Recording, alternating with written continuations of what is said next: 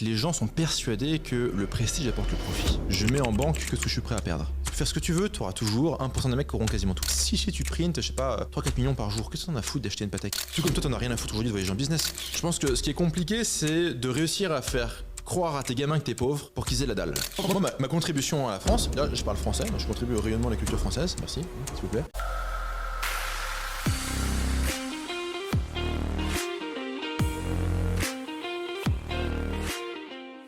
Yes les amis, bonjour à tous, bienvenue dans ce nouvel épisode de Zero to Hero et aujourd'hui je suis avec mon pote Tougan, comment ça va? Shalom, ça va bien. T'es au top? À la maison, à Dubaï. Bon, alors on va pas commencer ce podcast comme on a l'habitude, je vais pas te demander de te présenter, ceux qui ne te connaissent pas, il y a un nombre de vidéos incalculable sur YouTube, ils iront se renseigner. Moi j'aimerais commencer par... Premier sujet, selon moi, c'est un petit peu, un principe, je pense que dont tu es à l'origine et que je me suis mis à appliquer dans mon business, dans la vie de tous les jours, c'est cette notion de prestige-profit. Et je pense que aujourd'hui, plus qu'avant, il est d'autant plus important, je pense, de bien comprendre ce principe et de l'appliquer. J'aimerais t'entendre sur aujourd'hui pourquoi, selon toi, il est d'autant plus important qu'avant de se focus vraiment sur le fait de faire les choses pour gagner de l'argent, pour s'enrichir plutôt que pour aller chercher le statut aujourd'hui. Ok, pour poser le contexte à cette théorie, c'est donc les gens ont le choix. Soit ils vont poursuivre le prestige, le statut social, la reconnaissance, soit ils vont chercher de la thune bête et méchante. Ce qui est amusant, c'est que les gens sont persuadés que le prestige apporte le profit.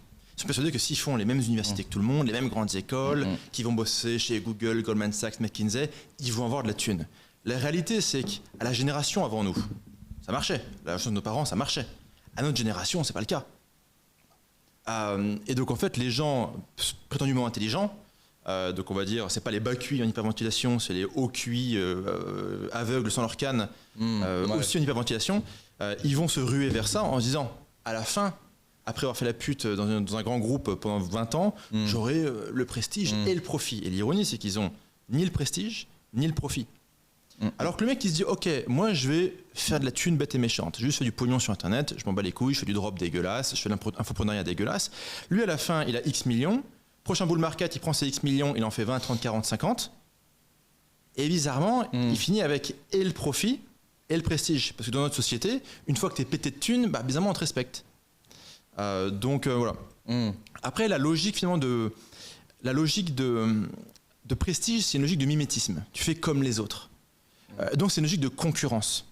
Or, dans les principes économiques fondamentaux, la concurrence est ce qui flingue le profit. Si tout le monde fait la même chose, si tous les gens, entre guillemets, intelligents font la même chose, si toutes les boîtes vont essayer d'adresser le même marché, eh ben, elles feront peu de profit parce qu'elles seront en concurrence, il faudra toujours être moins cher que l'autre, ou faire un meilleur service, dépenser plus en staff, en support, etc., en qualité que les autres. Et donc, en fait, tu fais moins de marge. Alors que si tu fais le truc que personne ne veut faire, eh ben là, tu peux capitaliser. D'ailleurs, quelque part, il y a une opposition entre la notion de concurrence et la notion de capitalisme. Le capitalisme, c'est l'accumulation de profits. La concurrence, c'est la destruction du profit, paradoxalement. Et donc, c'est un peu ça la logique économique qui est derrière. Ok. D'ailleurs, ça me fait penser justement à cette notion d'ascenseur social aujourd'hui. On le voit avec, donc en ce qui concerne, si on parle de l'industrie du Web 2 avec toutes ces conneries, TV, enfin le Vatmos, le 3D Secure, toutes ces conneries qui font que les gouvernements, les élites resserrent un petit peu l'étau pour justement réduire le champ d'opportunités pour les gens qui souhaitent justement s'élever dans la société par le biais de cette industrie-là. Pour le Web 3, c'est pareil, il y a eu un peu l'âge d'or, et là on voit clairement qu'aujourd'hui les projets qui vont perdurer, ceux qui bâtissent un usage, une vraie utilité, et surtout qui, encore une fois, sont malins et savent capitaliser sur du réseau. Je pense que c'est plus ça. Je pense que pour les gens malins et qui savent connecter, il y aura toujours des opportunités pour eux. Absolument. Ouais. Mais le goulot se resserre. Tu peux plus être con. En fait, avant, tu pouvais être con, faire du fric. Le dropshipping, il y a eu l'époque où tu pouvais être con, faire du fric. Le Web 3, il y a eu l'époque où tu pouvais être con, faire du fric. L'un comme l'autre, aujourd'hui, il faut du talent, il faut du réseau, il faut de la finesse, il faut être bourrin, faut savoir prendre quelques raccourcis sans prendre des risques débiles. Donc oui, ça demande un upgrade, clairement. Et tu as...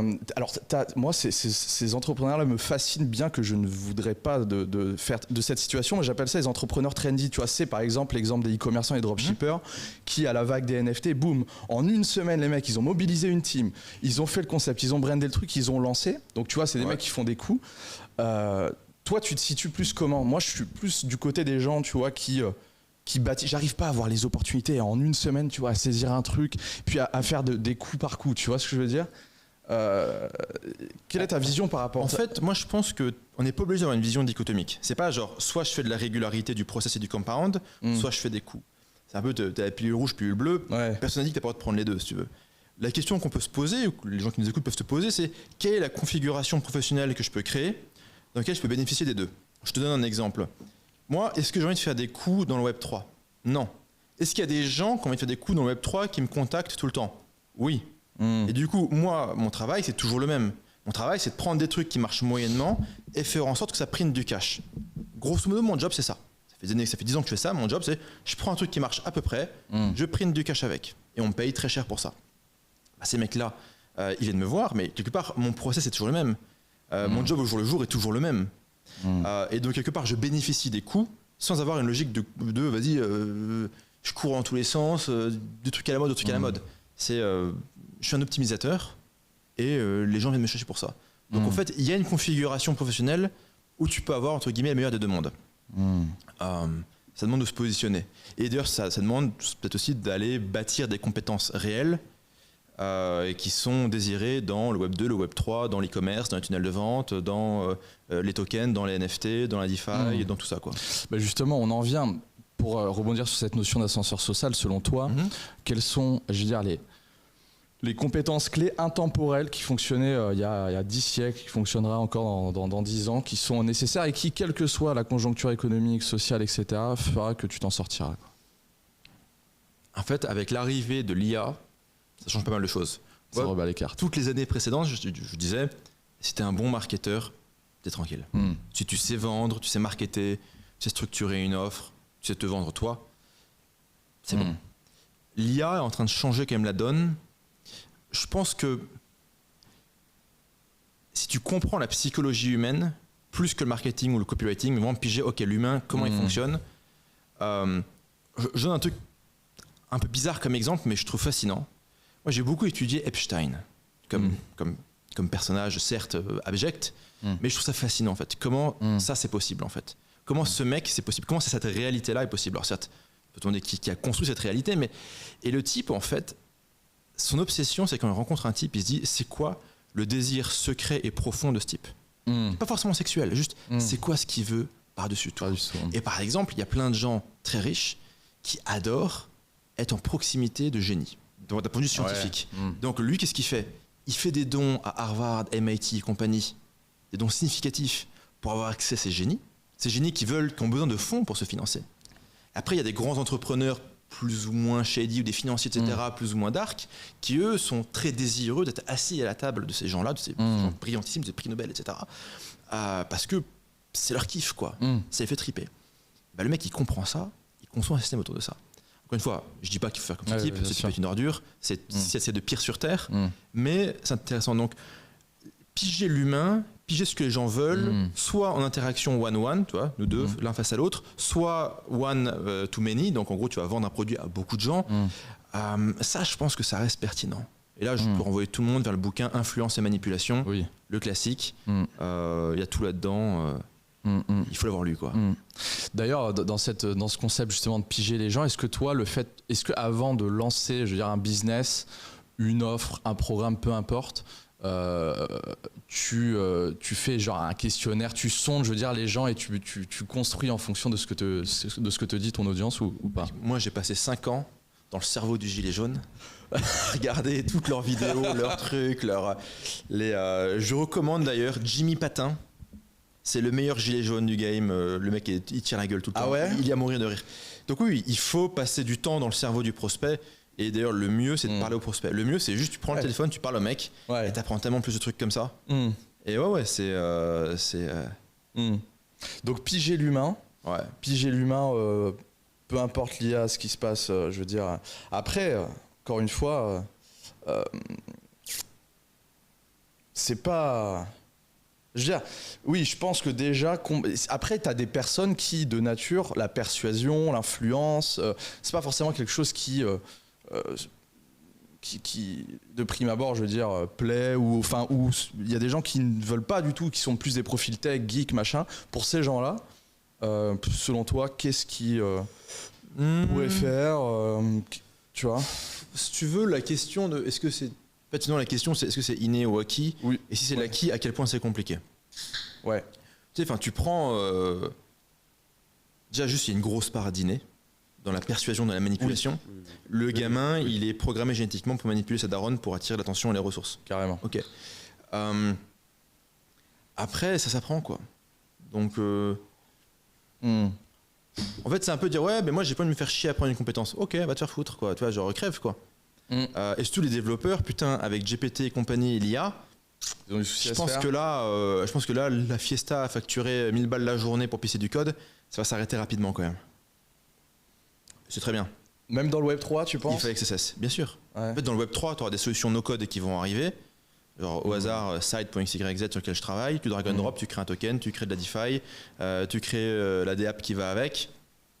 Avant, tu prenais avant un dev Web 3, il te coûtait 30K par mois. Ouais. Là, tu peux drag and dropper quelques conneries et t'as un projet Web 3, quoi. Tout comme Shopify ou WordPress ou ce que tu veux, ou ClickFunnels. Donc au final, on en revient au marketing, on en revient à tout ça. On partage la même valeur première, je pense, qui est la liberté, tu vois, à tout prix. Et dans cette optique de liberté, d'émancipation, que ce soit intellectuelle, financière, physique, etc., toi justement, quelles sont les actions que tu entreprends vraiment pour demeurer libre dans ce monde aujourd'hui qui, on le sait, de par les personnes qui contrôlent, il y a une volonté d'asservissement complète des libertés individuelles. C'est quoi le manuel pour... Alors, le manuel, là, comme ça, c'est pas forcément évident d'y répondre, mais les points relativement évidents sont l'argent, le cash flow, avoir un cash flow indépendant du système. T'as pas de liberté de penser, de liberté d'opinion ou d'expression de ton opinion si t'as pas au préalable une indépendance financière et une liberté financière. T'es pas content avec certains mythes de nos sociétés, t'exprimes ça publiquement, ton job il saute, c'est fini. T'es pas rembauché. Si ton job il saute, je dirais, tu fais comment pour payer le crédit de la baraque est saisie, ta femme se casse, tes enfants te lâchent, une juge féministe va donner la garde des enfants à ton ex-femme, qui va aussi prendre ce qui reste de la baraque, enfin bref. Tu peux être massacré en quelques mois, foutu à terre et clochardisé si t'es pas d'accord avec l'opinion mainstream et tout ce qui est de dégénéré là-dedans. Donc si t'as pas du cash flow indépendant du système, en fait t'es mort mais tu le sais pas encore. Après il y a des gens, ça leur va, tu prends tous les PNJ, ils sont en harmonie avec ça, tu prends tous les drones, ils sont en harmonie avec ça, quoi. Donc le premier point, c'est bâtir un cash flow indépendant du système. On pourrait rajouter une petite pincée de débancarisation hors crypto, not financial advice. Hors crypto, non, hors et crypto, pardon. Ah oui, hors crypto. Ouais, excuse-moi. Okay. Après, l'autre point qui viendrait dessus, c'est finalement rejoindre des communautés ou constituer une communauté homogène dans la déviance. C'est un point qui est important pour moi. Il faut s'entourer de gens qui sont très proches, on va dire, idéologiquement, les uns avec les autres. Il y a une grande homogénéité dedans. Mais cette homogénéité est en rupture par rapport à la norme. Tu vois. D'ailleurs, si tu observes un peu les groupes de gens qui font des choses intéressantes, qui ont fait des grandes choses, grandes, c'est ni positif ni négatif. Déjà, tu prends les pères fondateurs des États-Unis, tu prends quasiment tous les founders dans la Silicon Valley, tu prends Al-Qaïda, tu prends les nazis, tu prends des trucs un peu extrêmes comme ça. Ça a toujours drivé par des petits groupes homogènes dans la déviance. Et donc, il faut rejoindre des petits groupes homogènes dans la déviance qui sont animés par des valeurs de liberté. Ok. Donc, débancarisation, cash flow en dehors du système. Et rejoindre des petits groupes homogènes dans la déviance. Après, quand on parle, si on prend, en restant dans l'industrie du Web 2, cash flow en dehors du système, les trucs de... T'as un business d'infoproduits, t'es branché à Stripe, à ces conneries.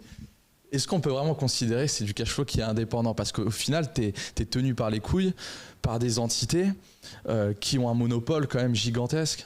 Ouais, mais regarde, si toi, Alessandro, tu balances tu pètes un câble, tu cours dans la rue à poil en faisant zig heil et en te barbouillant le corps de ketchup, c'est problématique. Mais si tu as des business où c'est une LLC dans le Wyoming qui a un compte Stripe, pour que les mecs fassent le rapprochement entre toi et... Ah ok, sauf si t'as un business en ton nom. Ok, là très bien, on fait le rapprochement plus rapidement.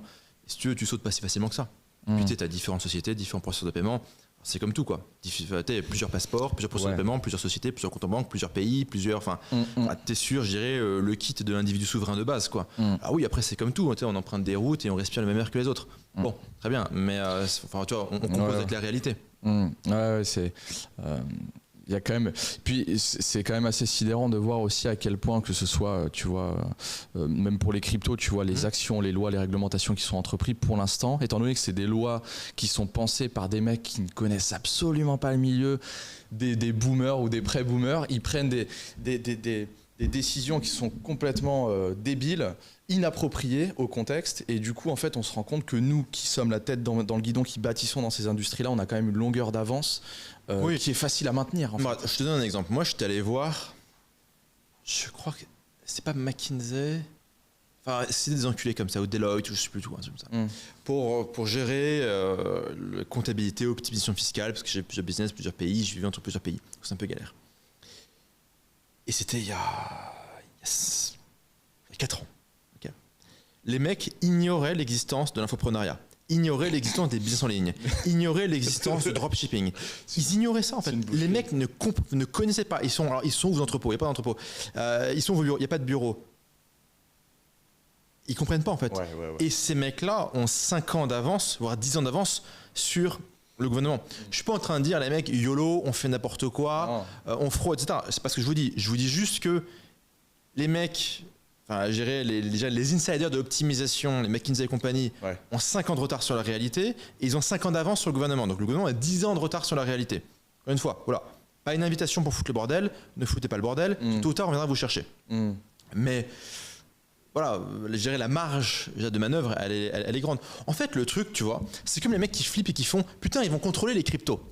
Et oui, ils vont traquer. En fait, tu vois, les cryptos, ça a été genre money laundering for all. N'importe qui peut faire n'importe quoi, n'importe qui peut faire de la fraude fiscale, n'importe qui peut blanchir de l'argent en 3 clics. Les gens font c'est super ça, parce qu'avant il fallait faire des sociétés, des machins, des trucs offshore, il foutre des comptables, il fallait réfléchir. Et là en fait c'était, tu vois, c'était n'importe quoi for all. Et bah ça veut juste, enfin, genre, ils vont mettre de la réglementation, du tracking et imposer une forme de contrôle. Bah, ça veut dire quoi ? Bah, ça veut dire qu'en fait, tu dois être un peu plus sophistiqué, créer des sociétés, des machins, des intermédiaires, prendre un comptable, bref, refaire le travail normal pour qu'on ne te fasse pas chier, c'est tout. C'est juste que les gens ont cru que tu allais pouvoir continuer à faire n'importe quoi sans faire le moindre putain d'effort, sans s'upgrader. Si tu es dans une mentalité où tu t'upgrades en permanence, tu prends de la compétence, tu prends du réseau, tu comprends, tu piges, t'avances. C'est pas inquiétant, c'est oui, ok. Il y a des lois, il y a des nouvelles contraintes, enfin, il y a des nouvelles opportunités et des nouvelles contraintes qui apparaissent. Très bien. Alors, comment j'optimise l'opportunité ? Comment je gère cette contrainte ? S'il y a des lois, des réglementations, ok. Comment je peux les comprendre ? Quels sont les spécialistes du droit qui pigent le web 3 ? Il n'y en a pas beaucoup, qui peuvent m'aiguiller, qui peuvent, je dirais, voilà, calibrer un peu ça pour que voilà, on soit quand même toujours du bon côté de la loi et qu'on fasse toujours le maximum, tu vois, pour être carré. Ok, très bien. C'est pas très compliqué. Tout comme pour un business, tu vois, ok, tu paies ta TVA à l'État. Ok, c'est compliqué, non ? Tu vois, c'est... Ouais. Non, mais chez certaines personnes, c'est quand même fou à quel point tu vois cette volonté de vouloir à chaque fois ne pas vouloir composer avec l'environnement. Non, mais c'est louable. Parce que moi, depuis que je suis gosse, je m'adapte pas à la réalité, c'est la réalité qui s'adapte à moi. Ça marche super bien, parce que j'ai fait un sans faute là-dessus. Donc, si tu veux, l'idée de dire fuck le monde, fuck la norme, fuck leurs règles à la con, c'est super. C'est parfait. Moi, je valide à 100%. Après, tu peux faire fuck de manière sophistiquée. Proprement. Voilà. Ouais. C'est ça. C'est et puis c'est très bien, quoi. Pour revenir à cette notion d'émancipation et de liberté, dans un monde où on cherche à l'asservissement total, toi, si t'avais, est-ce que tu as eu des moments dans ta vie où tu as vécu des situations où clairement tu t'es dit putain là c'est chaud, des contraintes réelles, business ou vie perso où tu t'es dit putain c'est chaud, je sais pas si je vais m'en sortir. Non, enfin je veux dire c'est... Par exemple pendant la période du C machin là, faut faire attention. Non, ce que moi j'ai eu, c'est en bossant un peu dans la crypto, tu reçois allez, 10 menaces de mort ou chantage par jour. Ouais, oui. T'as ça. Et ça, au début, c'est bizarre. Au début, tu te dis, putain, ils sont bizarres, les gens. Moi, je trouve que les humains, c'est fascinant, mais par moments, ils me surprennent, tu vois. Et donc, le mec, tu bosses sur un projet, le prix, il monte. Donc là, tu reçois des messages, envoie-moi 10 millions, sinon je vais tuer toute ta famille. Tu fais... d'accord, ok. Après, le truc qui baisse. Si ça baisse, c'est de ta faute. Envoie-moi 10 millions, sinon j'ai buté toute ta famille. Putain, faut choisir. Soit tu me butes à la hausse, soit tu me butes à la baisse, mais tu me butes pas 2 fois. Et donc, tu reçois ce genre de truc. Et ça, c'était bizarre. Ça se dit, attends, mais ils sont dingos, les gens. Et du coup, qu'est-ce que tu fais? Tu prends des sociétés spécialisées. C'est marrant d'ailleurs. Hein. L'anonymat sur Internet, ça n'existe pas. Hein. Non. C'est genre, tu prends un Discord, t'as des trucs comme ça. Moi, j'ai eu des dingos quand même. Ouais, j'ai eu des gros dingos. Et donc, t'as des outils. Évidemment, c'est pas toi. Alors, c'est pas genre hacker sur Darknet, machin. Tu vas avoir des boîtes spécialisées dans la gestion de problèmes. Tu mets l'URL du Discord, t'appuies sur un bouton, ça te sort tout le monde. Après, t'en as qui ont mis ProtonMail, VPN, machin. Ouf, ok. Tu appuies sur le bouton, ça te pète tout, ça te croise des bases de données, ça te croise des bases de données criminelles, ça te croise tout ça. Putain. Ça te sort tout le monde où ils habitent, machin. Tu continues à appuyer sur les boutons, t'as leur historique Google Live. Ça, c'est ce qui existe aujourd'hui. C'est pour ça que d'ailleurs tous les gens qui font oui, je vais faire un scam sur Internet pour gagner de l'argent, je suis en mode confonds pas, ils t'ont pas encore chopé avec t'es pas chopable. Hein. Tout le monde est chopable en rien de temps. Et en fait, juste le fait de voir ça m'a confirmé, je dirais, mon intuition depuis des années, qui est marketing bourrin plus bon produit, bonne pratique commerciale est égal $. Mais t'es genre marketing bourrin, oui, très agressif, oui, bon product. C'était karma clean, tu vois, est égal $. Et pas marketing bourrin plus scam est égal $. Après, on travaille sur Internet. Quand tu bosses sur Internet, tu es toujours traité de tous les noms. Normal, c'est Internet, c'est fait pour. Je dirais, les gens croient que leur opinion compte, donc du coup, ils la donnent. Ouais. Ok. Moi, on le voit, aujourd'hui, que ce soit avec, le prix de la liberté coûte de plus en plus cher. 1 million d'euros il y a 20 ans, c'est plus, tu vois, ça n'a plus la même valeur aujourd'hui. Aujourd'hui, il faut 10-20 M pour être libre. Ouais. Voilà.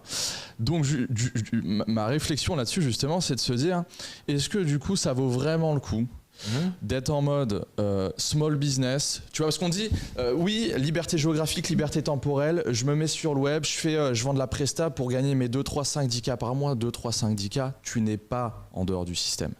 Tu n'es pas indépendant, tu ne l'es plus. Peut-être qu'il y a 10 ans tu l'étais, mais aujourd'hui tu ne l'es plus. Donc est-ce que ça vaudrait pas le coup juste de se focaliser justement sur des business, consacrer les 10 années de sa vie à se dire ok, je vais chercher à faire un business à 8-9 chiffres.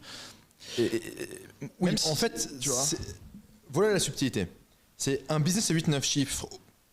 Jusqu'à très récemment, ça impliquait de vivre dans un trou à rats où tu peux te faire poignarder tous les jours, genre Londres, San Francisco, Paris, d'aller vendre à des investisseurs, traduction, à un Ponzi gigantesque qui s'appelle le venture capital, les parts de ta boîte et être prisonnier de ça. Donc si tu veux, pendant très longtemps, tu avais une dichotomie. D'un côté, tu avais le petit bourgeois subventionné qui a fait sa grande école ou son Stanford, son machin, ses conneries, qui va lever des fonds chez Andreessen Horowitz ou une boîte comme ça, et qui va rentrer dans le VC Ponzi. À la fin, potentiellement, il a une boîte en centaines de millions ou en milliards, il est dilué à mort, mais lors de l'exit, il peut faire quelques dizaines de millions. Ok, sauf que comme il vit à San Francisco ou à Paris ou à Londres, il se fait complètement atomiser la gueule quand il vend sa boîte. Ok, ça c'était un modèle. En face, tu avais le modèle de Jean-Kévin en Thaïlande qui fait du freelancing, qui prend ou qui fait un peu d'infoprenariat ou qui fait un peu d'e-commerce, et si on regarde sa profitabilité réelle, il fait ses 5, 10, 15K par mois. C'est louable, mais il va pas plus loin. Il va pas plus loin et dès qu'il s'arrête de bosser, boum, le business il est mort. Ok, ce qu'on voit émerger aujourd'hui, c'est finalement le Jean-Kévin de Thaïlande, ou je dirais le trou du cul sur Internet comme toi et moi, qui font en fait, là j'ai bâti du cash flow, là j'ai bâti de la communauté, là j'ai bâti des assets, là j'ai bâti du réseau. Très bien. Est-ce que maintenant je peux faire pivoter tout ça vers du SaaS, vers des plateformes Web3, vers de la techno, et soudainement tu joues le game de la techno sans avoir à sucer des bits, sans avoir à vivre dans des villes communistes où tu peux te faire poignarder dans la rue. Et ce qu'on va voir émerger dans les années à venir, c'est des mecs en fait qui viennent de notre monde à nous, qui selon leurs putains de conditions à eux, c'est pas le VC, l'investisseur qui vient, qui dit du coup t'as pas le droit de te payer plus de temps et t'as le droit à un ticket resto, tu dis non. je t'offre la possibilité et le privilège d'investir dans ma boîte. Ouais, c'est clair. Mais ce sont mes conditions, le rapport mon de force management. change, ouais. Et si tu viens pas, je m'en fous parce que là, je prends du cash. Mon réseau, c'est que des mecs qui pèsent entre 10 et 100 M. Je dirais, si demain je veux faire un tour de table pour 10, 20, 30 millions, je le fais, ça me prend 40 minutes. Donc maintenant, toi, investisseur de la Silicon Valley, ton réseau m'intéresse, ton intelligence m'intéresse, parce que ces mecs-là sont pas débiles, ils sont même plutôt brillants, mais ce sont mes conditions. Et ce qu'on va voir arriver, c'est de plus en plus de business comme ça, qui vont valoir des milliards, soit sans VC, soit avec des VC qui ferment leur gueule. Fait par des mecs qui ont cette culture du bootstrap, donc de la profitabilité directe. Et qui viennent, qui viennent du monde des bourrins, où on en a rien à foutre, on avance, on apprend, profit, pas prestige. Parce qu'une boîte, accessoirement, faut qu'elle soit rentable. Enfin, je veux dire, une boîte doit gagner de l'argent, tu vois, c'est quand même. Non, ça dépend. Oui, enfin, tu prends les startups, c'est pas fait pour gagner de l'argent. Les startups, c'est fait pour t'investir à 10 de valo, pour après faire rentrer un prochain investisseur à 20 de valo, puis à 50. Ouais. Et une fois que tu as 1 milliard de valo ou 10 millions de valo, là tu te fais introduire en bourse pour que des bouffons viennent investir. Donc tu vas machin, il arrive, il investit dans Uber, boum, il arrive, bah, il se fait cartonner. Et là, du coup, tous les mecs qui sont rentrés à 10, 20, 50, etc. à vendre d'un coup, le retail se fait cartonner la gueule, va savoir, mais apparemment c'est légal, et on s'en fout que ça fasse. Et puis après, tu trouves un mec qui est assez fou pour être CEO de la boîte, pour gérer cette merde, tu vois. Et donc non, les boîtes qui font pas de profit, ça peut avoir une fonction pour certaines personnes. Ouais. Et apparemment c'est légal. Ouais, oui, après. Mais dans la vraie vie, oui, il faut faire du profit, oui. Moi, ce qui m'énerve, c'est ces jeunes start-upers qui n'ont aucune expérience business, qui se mettent à lever des fonds et qui, en fait. Ils vont crever. Voilà. Genre, si les taux d'intérêt continuent à augmenter, l'argent gratuit, c'est fini. Aujourd'hui, les investisseurs, les VC, ils mettent l'argent dans quoi? Ils mettent que leur thune dans des boîtes dans lesquelles ils ont déjà investi pour les maintenir en vie et que le Ponzi ne s'effondre pas. Mais ils n'investissent pas dans les nouveaux gars. Ok, il y a des contre-exemples, évidemment. Donc je dirais l'ère du vas-y, je fais HEC, je fais Stanford ou je sais pas quelle connerie, je fais mon petit pitch deck et je vais aller faire mon seed funding et mon machin et mon bidule. Je pense que c'est absurde quoi. Ça n'a aucun sens. Toi, du coup, je veux dire, je connais la réponse dans le sens où on vient de la même école, qui est l'école du bootstrap, où du coup on vend et on crée après, et c'est un peu ça l'idée, quoi. Et c'est fou, mais pourquoi en école, alors oui, en école, les grandes écoles, les machins, alors déjà, déjà les personnes qui enseignent, c'est des gens qui n'ont jamais fait, qui n'ont jamais monté de business, donc ça explique aussi pourquoi leur enseignement ne fonctionne pas. Mais comment tu expliques aujourd'hui, parce que dans ces écoles-là, t'as quand même des intervenants, t'as quand même des mecs, des mecs qui viennent pour enseigner, pour donner de la culture business, des mecs qui ont bâti des boîtes. Non, mais bien sûr que non. Non, mais t'as pas. C'est pas la fonction. La fonction, tu sais, je suis passé brièvement par HEC. Je fais prépa HEC, après je fais 3 mois HEC, j'ai démissionné au bout de 3 mois, tellement que c'était de la merde. Ouais. C'était invivable, tellement que c'était nul. Mais la fonction d'HEC, parce que je vais parler de ce que je connais, c'est de fournir de la chair à canon pour Goldman Sachs, McKinsey, Total, CAC 40, la haute fonction publique, etc. C'est un produit qui est parfait pour prendre des gens conformistes, mais à balle, surchargés à la recherche de prestige et pas de profit.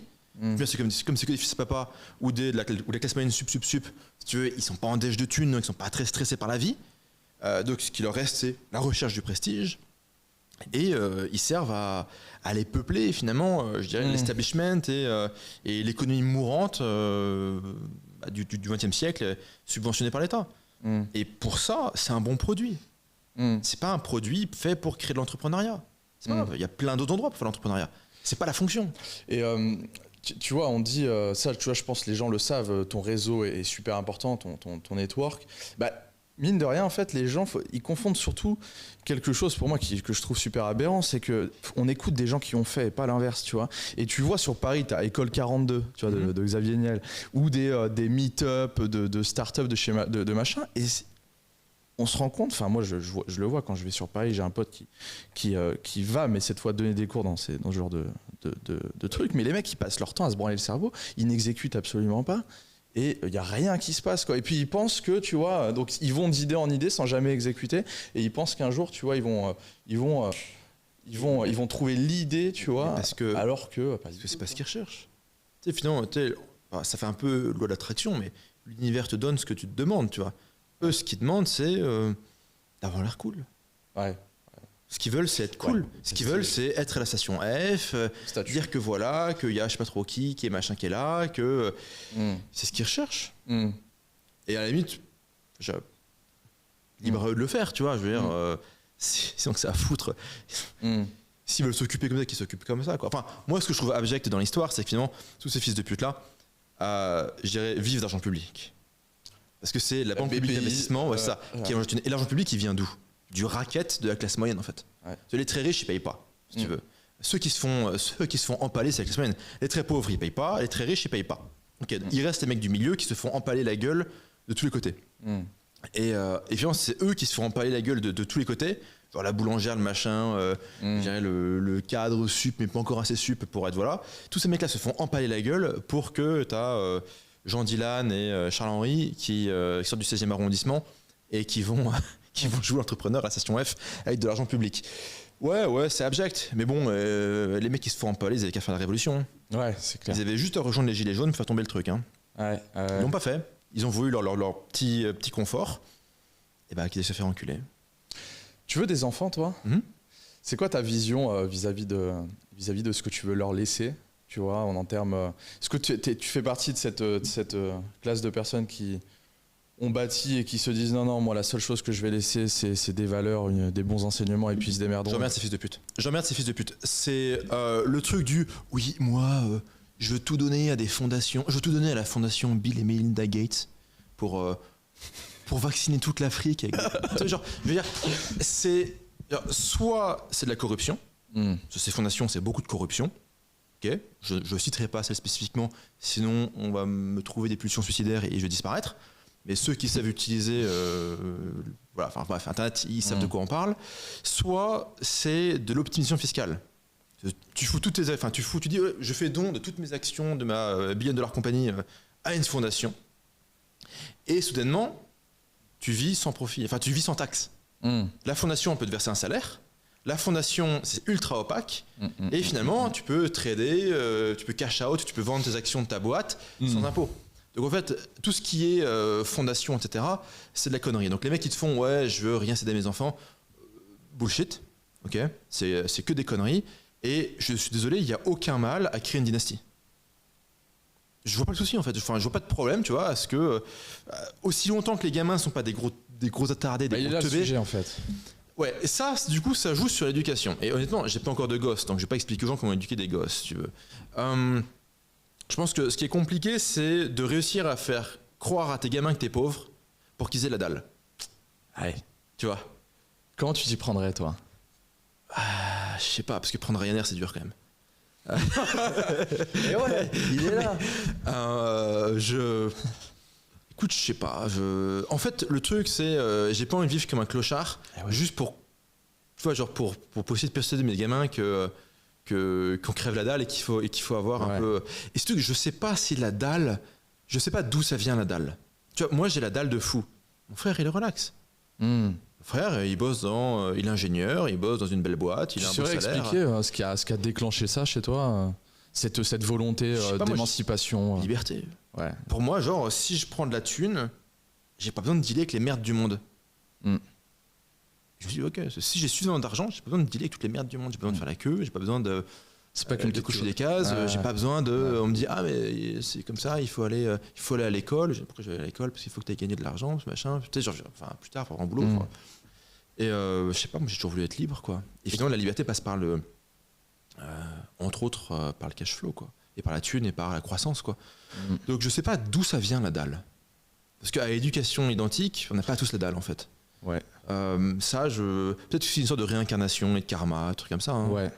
Après, tu vois, pour le sujet des enfants, c'est plus le sujet de leur dire, les gars, ce que vous obtenez, vous devez le mériter, tu vois. Donc c'est plus transmettre cette culture, cet enseignement où si tu veux quelque chose, il faut que tu le mérites, il faut que tu ailles le chercher, tu vois. Après, je suis d'accord avec toi, je pense que tu peux très bien. Enfin, ton gamin, il vole avec toi en jet. Tu lui expliques comment il faut qu'il aille se battre pour prendre 8 €, quoi. Tu vois, tu vois, c'est pas évident, quoi. Ou alors, tu la joues hardcore. C'est que tant que le gamin, il est petit, il voyage avec toi. Dès qu'il a 18 ans, tu fais non. Papa, maman, ils prennent le jet, toi, tu prends Ryanair. Ouais, et comme ça, tu fais souffrance max. J'aimerais bien qu'il y ait des mecs qui nous disent en commentaire s'ils ont testé ça et le résultat que ça a produit surtout sur leur gosse, parce que c'est un... Tu vois, c'est qui on a rencontré des mecs qui connaissaient bien les fils Arnaud. Ils disent c'est une horreur en fait. Ils se battent entre eux. Ah ouais. Ah les mecs, c'est... En même temps, c'est compliqué. C'est galère. T'imagines être le fils de Bernard Arnault. Ouais. Qu'est-ce que c'est compliqué. Enfin, honnêtement, c'est difficile. Hein. Enfin, genre, c'est con, tu vois, de dire oh les pauvres et tout. Mais ouais, c'est dur quoi. Quoi que tu fasses dans ta life, machin. Depuis que t'es gosse, tu gardes du corps, machin, tout ça pour pas qu'on aille te kidnapper, te coupe en morceaux, qu'on coupe ton doigt pour l'envoyer avec le journal du jour là pour choper une rançon, je sais pas trop quoi. Puis ils ont pas le choix quoi, ces putains de gamins. Ouais, c'est depuis la naissance. C'est pas évident. J'ai pas la réponse à ça.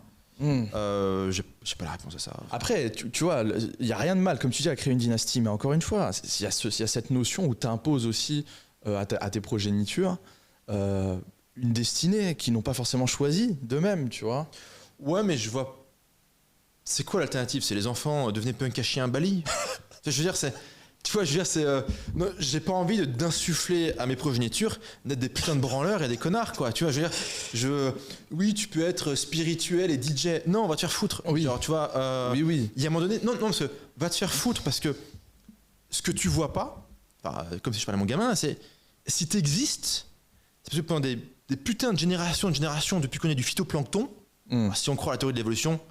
Entre nous, je crois pas beaucoup. Mais bon, imaginons, ok, depuis qu'on est des humains, tout ce qui est singe, on oublie, ok. Là, c'est super douteux cette histoire. Donc, on coupe à partir du moment où on est des humains. Ok. À chaque putain d'étape, tes ancêtres, ils ont réussi à se reproduire avant de claquer. Le froid, les tigres à dents de sabre, etc. Ils ont survécu à tout. Et toi, t'es là en mode, ouais, moi, je vais être DJ. Va te faire foutre. Mais va te faire foutre. Je dirais, le monde crève la dalle.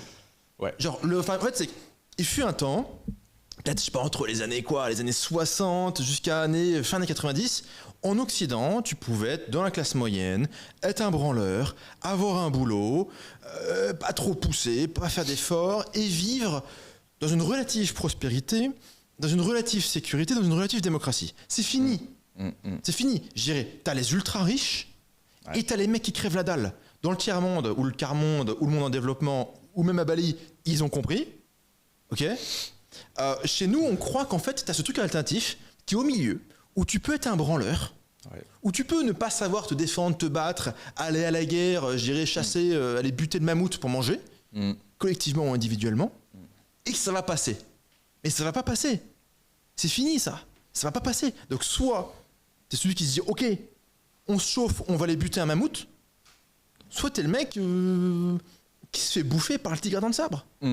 Tu vois, et j'ai pas envie que mes enfants se fassent bouffer, tu vois. Alors, je suis d'accord là-dessus, 100%. Là, par contre, c'est là où, selon moi, il y a une vraie problématique dans cet esprit dynastie, c'est que quelque part, tes enfants sont condamnés, tu vois, je sais pas, demain, tu bâtis une énorme boîte, voilà. Et bien, en fait, ils sont... Tu veux de l'eau ? Ouais, je veux bien. En fait, ce qui est dur et ce qui, selon moi, pourtant est... c'est le mieux, c'est de leur dire ok, évidemment faut choisir cette option parce que de toute façon si tu choisis pas cette option tu vas crever, etc.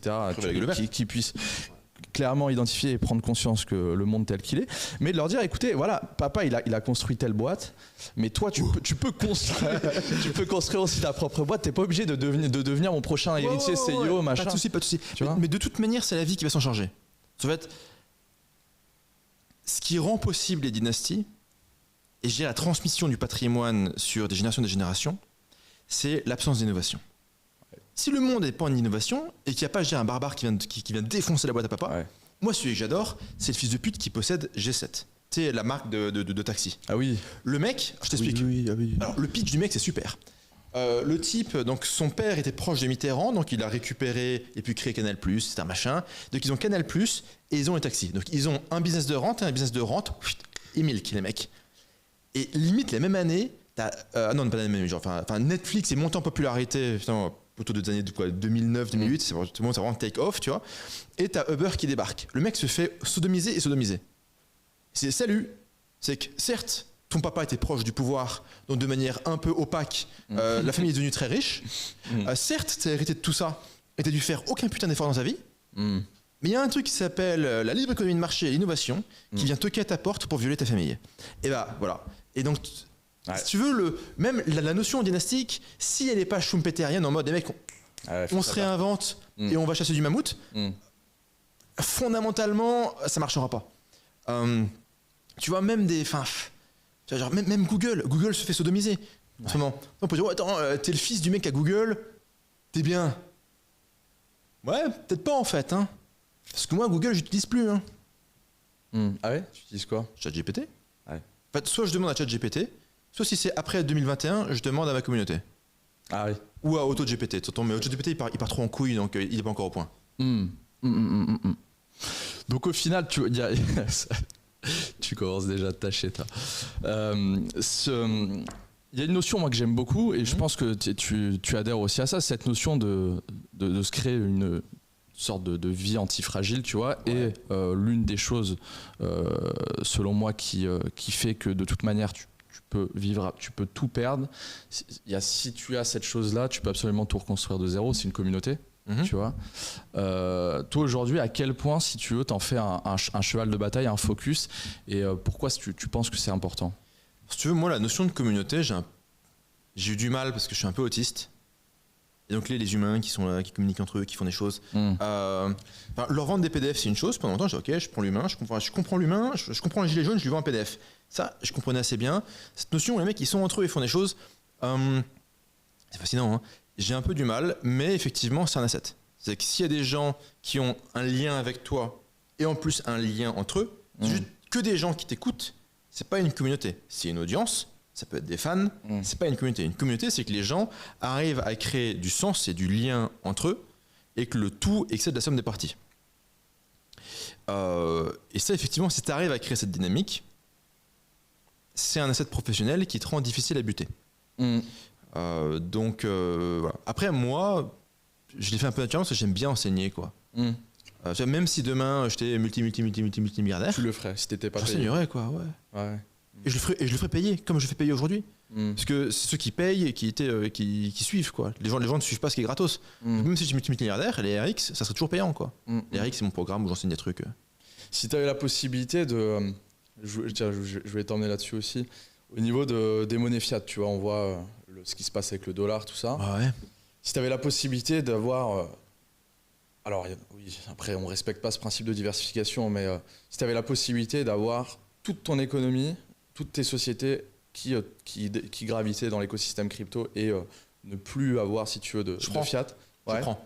T'es vraiment radical à ce point. Je prends. Ouais. Pourquoi, selon toi, alors le fiat, oui, parce que de toute façon, il y en a un truc imprimé en quantité illimitée par des mecs qui aiment bien aller dans une petite île des Caraïbes où il se passe des trucs louches.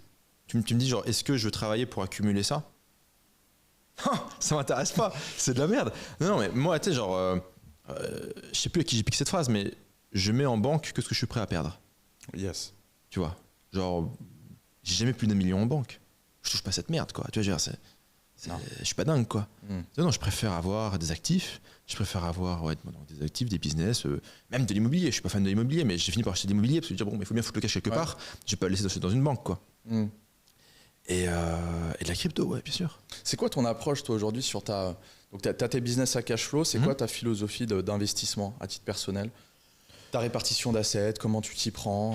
Moi, donc j'ai des business digitaux qui m'apportent de la rente, des rentes et du cash flow digital.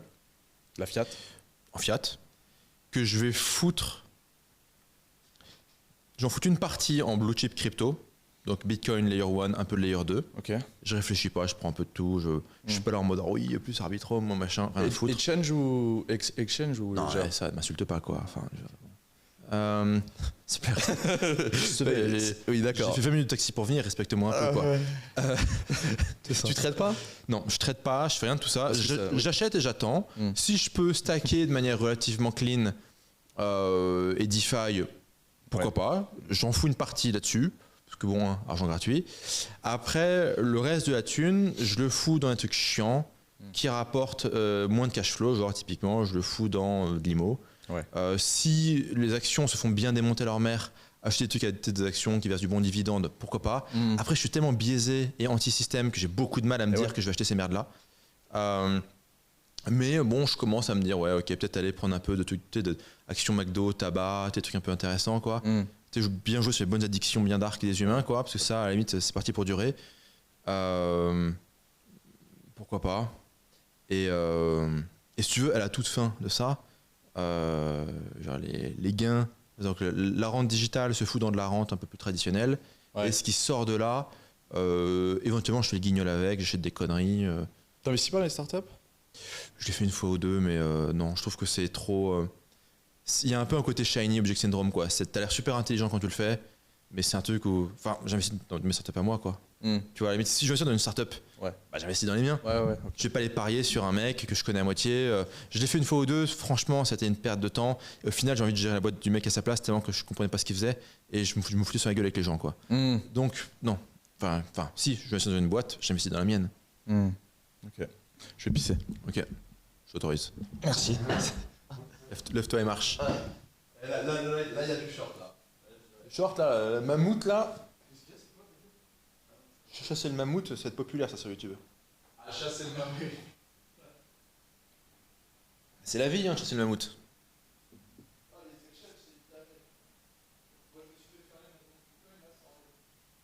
KuCoin ? Ah, KuCoin, ouais. On dit KuCoin ? Ok. Moi, je me suis jamais KYC sur cette merde de KuCoin.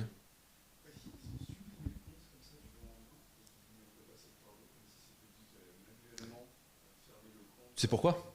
Je lui dirai quand il revient. J'ai compris pourquoi ils font ça. C'est pareil pour les néobanques. Non, c'est pas dingue du tout, en fait, c'est super logique. Ah ouais. Ah non, mais c'est pas ça, en fait, c'est qu'en fait, ils ont fait une connerie. Je dirais qu'on sera de retour. Parce que j'ai compris ça très récemment avec des avocats en compliance, comment ça marche, en compliance bancaire. Tu sais pourquoi ils t'ont fermé, KuCoin ? En fait, ils ont failli à leurs obligations.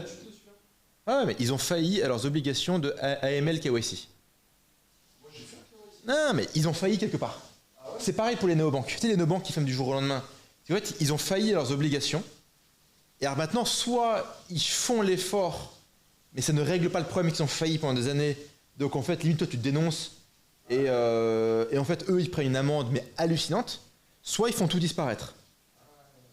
Donc ils préfèrent fermer ton compte, tout foutre sous le tapis,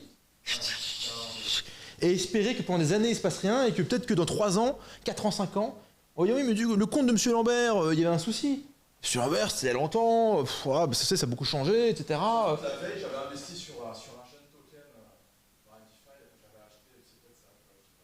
Non mais je pense, en fait, c'est quand ils ont fait une connerie, qu'ils ont failli leurs obligations légales, qui sont sans queue ni tête, hein. Et bien en fait, là, ils ferment ton compte, les mecs. Et comme ça, en fait, ils foutent tout sous le tapis. Mais c'est malin, hein. Ah ouais, mais c'est ça, c'est un vrai mec qui adhère à la philosophie crypto, il faut pas s'assumer sur un exchange, quoi. Non, il est ça en banque. Non, mais ça, c'est quand même terrible. En fait, le seul intérêt que tu peux avoir, c'est un peu comme les systèmes que tu as toi, où il y a du copy trading, oui, voilà, comme ça. Mais ça représente 10% ou 20% de ton wallet. Ça, le mec, il va se dire, voilà, je mets une petite partie là, et puis ça tourne, et puis le rendement que je prends là surcompense finalement le compromis que je dois faire, quoi. Ouais.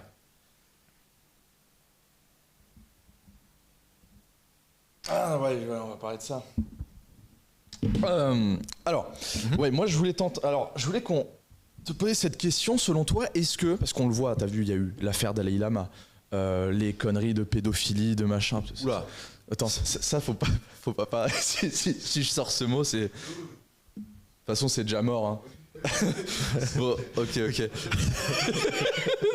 le moment où on rentre dans le sujet Epstein, Mais oui, il a ouvert. Ouais. Oui, donc, je voulais qu'on arrive à ce sujet. Ah, putain. Je voulais qu'on arrive à ce sujet-là, qui est que, avec les infos qui ont été récemment partagées par les médias de masse, du style Dalai Lama. Pas beaucoup pour les médias de masse, hein. Oui. Mais l'affaire Dalai Lama, les affaires de pédophilie qu'il peut y avoir chez ces mecs, tu vois, qui ont un pouvoir énorme et qui sont des oligarques, des milliardaires, des machins. Et moi, ma question, c'est est-ce que tu penses qu'on peut réussir à haut niveau sans pour autant justement avoir des déviances pareilles. Parce qu'on rend compte, quand tu donnes du pouvoir à un individu, il en abuse toujours, tu vois. Ouais, c'est l'humain, ouais. Et puis surtout, enfin, il a du pouvoir, il peut avoir des kiffs. Et le kiff, c'est un peu comme une drogue, il faut augmenter la dose. Alors, au début, tu te fais une gonzesse, après, tu te fais une qui est enfin un peu potable. Après, t'es millionnaire, tu peux en avoir une qui tient la route. En avoir deux, ça serait quand même bien. Tu vois, et de fil en aiguille, tu peux partir en couille, quoi. Et c'est très compliqué de pas partir en couille, ouais. Après, la question, c'est plus, est-ce que tu as des schémas de compromission? La preuve, c'est que oui. C'est déjà dans ce qui constitue l'élite aujourd'hui, on a quand même pu voir qu'il y avait des schémas de compromission. Mais après, est-ce que du coup, on peut imaginer qu'une élite les remplace et soit moins tarés? Que s'ils ont moins de pouvoir, peut-être. Parce qu'il y a là le sujet, c'est de confier à un petit groupe de personnes autant de pouvoir, autant de responsabilités. C'est inévitable. En fait, si tu veux, pour moi, c'est pas tellement un problème. Il y a une phrase de Pareto, c'est l'histoire est un cimetière d'aristocratie. Tu peux faire ce que tu veux, tu auras toujours 1% des mecs qui auront quasiment tout. Ouais. Même sous le communisme, tu prends la Russie communiste, tu avais de facto 1% de mecs au politburo, machin, dans la très haute nomenclatura, qui eux vivaient mais comme des putains d'oligarques, qui avaient accès à tout, les ski, machin, les gonzesses, les trucs, les dachas, les avions privés, l'armée était leur serviteur, quoi. Tu vois, je veux dire. Donc tu as toujours eu ça. La question c'est, est-ce que tu arrives à faire en sorte que ça change suffisamment souvent? Je pense que ce qui se passe en Occident, c'est que c'est les mêmes mecs, depuis je sais pas combien de générations, qui se refilent le truc, c'est complètement consanguin, et ça se renouvelle pas en fait. Et donc, ce qu'il faut espérer, c'est qu'il y a un renouvellement, ou qu'il y ait des renouvellements plus rapides. C'est que le mec, à peine il est là, boum, il se fait challenger, il est plus là, quoi. Et qu'en gros, la durée de règne, si on peut dire ça comme ça, se raccourcisse. Comme ça, il n'a pas trop le temps de partir en couille, et il sait qu'il est challengé. Tu vois, même, tu regardes l'Empire américain. Les amis, très important, si vous appréciez notre contenu, je vous invite à vous abonner à la chaîne si ce n'est pas encore fait, à liker la vidéo, activer la petite cloche pour être averti en temps réel des sorties des nouvelles vidéos. Et aussi, si vous souhaitez savoir comment je peux vous accompagner personnellement avec mon équipe à atteindre vos objectifs et à gagner en liberté financière, c'est les premiers liens dans la description. Ceci étant dit, reprenons. La pire chose qui soit arrivée à l'Empire américain, c'est l'effondrement de l'Union soviétique. Tant qu'il y avait l'Union soviétique, fallait se comporter, fallait faire un peu gaffe. Tu vois, sous la guerre froide, tu peux pas dire c'est bon YOLO, on va en Irak, on tue 1 million de mecs pour rien, pour choper un peu de pétrole. Tu peux pas. Parce que les mecs, ils vont filer des armes aux mecs d'en face, ils vont foutre le bordel ailleurs, ils vont te détruire dans la propagande, ils vont, je dirais, leverger tout leur réseau de puissance et de communication pour te nuire à tous les niveaux. Voilà. Et en fait, le pire truc qui soit arrivé aux États-Unis, c'est finalement l'effondrement de l'Union soviétique. Parce qu'à partir de là, c'est que tu démarres sur, les années Clinton, et c'est n'importe quoi. Ouais.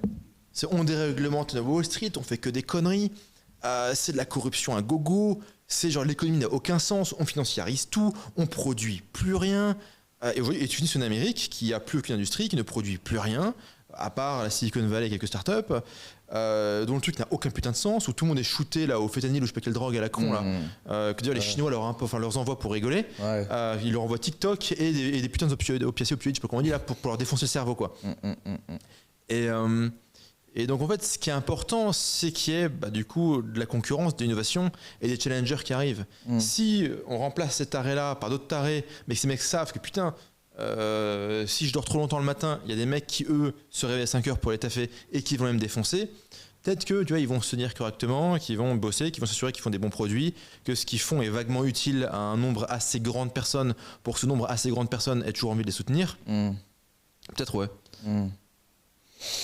Ouais, je vois. Après, les gens puissants ont toujours fait des dingueries. Hein. Tu vois, c'est ce que je te dis. Donc c'est dû à une trop grande responsabilité de pouvoir. Et tu penses que l'argent blase aussi au bout d'un moment, tu penses? Les individus.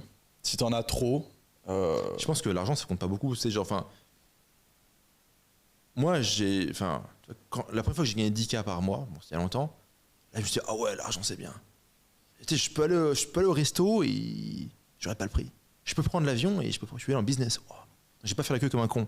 Une fois que tu as passé ce stade-là, l'argent, ça porte quoi? Une maison plus grande, alors plus de voitures, plus de montres? Ouais, d'accord, ok. Ouais, très bien. C'est généralement ceux qu'on a le plus qui utilisent de la moins bonne manière, quand même. Hein. C'est fou. Hein. Normal, t'en as trop. Si tu printes, je sais pas, 3-4 millions par jour, qu'est-ce que t'en as à foutre d'acheter une Patek? T'en fous? Tout comme toi, t'en as rien à foutre aujourd'hui de voyager en business. Alors que le gens RSA, il fait, tiens, il est quand même un peu con ce Alessandro. Tu vois, non, il paye 3K son billet en business, alors qu'en fait, il pourrait voyager en économie pour 500 balles et il arriverait au même moment. Ouais, mais Alessandro, il se respecte, tu vois. Alessandro, il a travaillé dur, c'est pas pour être dans la bétaillère au fond chez Emirates, tu vois. Ce qu'il veut, c'est être en business, quoi. Et du point de vue de Jean RSA, tu fais n'importe quoi avec ta thune. Ouais. Sauf qu'en fait, tu fais n'importe quoi avec ta thune, dans ton cas, ça s'appelle se respecter. Et c'est très bien, tu vois. Il faut se respecter, tu vois. D'ailleurs, toi, j'ai envie de t'entendre parce que lui, il a vraiment sa théorie sur la business class. Ah, vas-y. Est-ce que tu veux la partager? Partage-la, Jo. Non, mais exactement, je suis la base. Tu fais pas la queue, t'es bien traité, tu peux bosser. Ouais. Attends, tu peux créer de la valeur ajoutée. Tu peux créer du cash flow, c'était là, tu travailles. Ah bah ouais. Moi, je gagne de l'argent. En plus, comme il n'y a pas Internet, eh bah, t'es pas emmerdé. Enfin, je crois que tu peux... Si, maintenant sur Emirates, tu payes 6 balles et t'as Internet. Ou 16 balles, ouais. J'étais pas au courant, j'ai pas testé. Mais moi, je suis content. Je suis en mode deep work. Personne ne me fait chier pendant en fonction du vol, 4, 5, 6, 10 heures, etc. C'est super, je peux bosser. Ah, c'est sûr, tu transformes, ça devient un asset, hein, c'est sûr. Donc en fait, mais je sais pas, il y a un truc où tu vois, c'est décent, quoi. Tu sais, il y a un peu ce truc-là. Pour moi, la fonction du luxe, c'est, quand c'est bien fait, ce qui est de plus en plus rare de nos jours, parce que le luxe c'est quand même devenu une putain de plaisanterie, t'as l'expérience de la recherche d'excellence et de perfection. Ouais. C'est pas en mode, bon, on fait le truc, on l'a fait de traviole, tout le monde s'en fout, bon, on espère que personne ne le verra, c'est brinque-ballant, au pire ça tombe. Non, c'est en mode, tout doit être nickel, optimisé. Ouais. Alors c'est de plus en plus rare. La culture du détail, quoi. Ouais, le soin du détail et de l'excellence. Et je trouve que toi, quand tu consommes du luxe, pour moi, la seule fonction que je vois dans le luxe, même elle a acheté une connerie hors de prix pour ma gonzesse ou un truc comme ça, tu vois. Je me dis, ok, j'ai cette expérience du détail. En anglais, c'est caring. Tu fais gaffe au truc, quoi. Ouais. Et comme on vit dans un monde où tout est fait à la zeub et tout le monde s'en bat complètement les couilles de ce qu'il fait et que ça n'a aucun putain de sens dans le privé, dans le public, dans une grosse boîte, des petites boîtes où c'est juste, je dirais, une singerie complète. Je dis, ok, bouffée d'oxygène, les mecs travaillent correctement, quoi. Ouais. Et c'est ça, en fait. Enfin, moi, je trouve que ça te rappelle, tu vois, l'éthique de travail que tu dois avoir. Et en même temps, ça te rappelle la récompense de cette éthique de travail. Mais ce qui est ouf, c'est que pour avoir accès à cette éthique, tu dois payer, ça doit être hors de prix. En fait, le tel écart entre, justement, tu vas bouffer dans un resto lambda aujourd'hui, le service est tellement médiocre. Mais ça l'a toujours été. Dans l'histoire de les humains, dans l'histoire de les bipèdes font des trucs. Ok. Donc le premier temps dont les bipèdes font des trucs, c'est l'artisanat. Donc l'artisanat, c'est soit toi, ta tante, elle te fait une veste en peau de mouton, et je dirais entre tes 18 ans et ta mort, donc 40 ans, c'est pas très long finalement, tu portes cette même putain de peau ou de vêtements à la con sur toi, ok, et après tu vas avoir l'artisanat de luxe pour la noblesse. Donc ok, on va faire des meubles, machin, des lustres, des diamants, etc. C'est hors de prix. Donc en gros, tu as de l'autoproduction, autoconsommation pour la plèbe, de l'artisanat de luxe pour les très riches. Époque 1. Après, tu rentres dans l'époque industrielle. Textile, coton, bagnole, Ford, etc. On produit un bien moyen pour un client moyen, d'une qualité moyenne, avec un service moyen.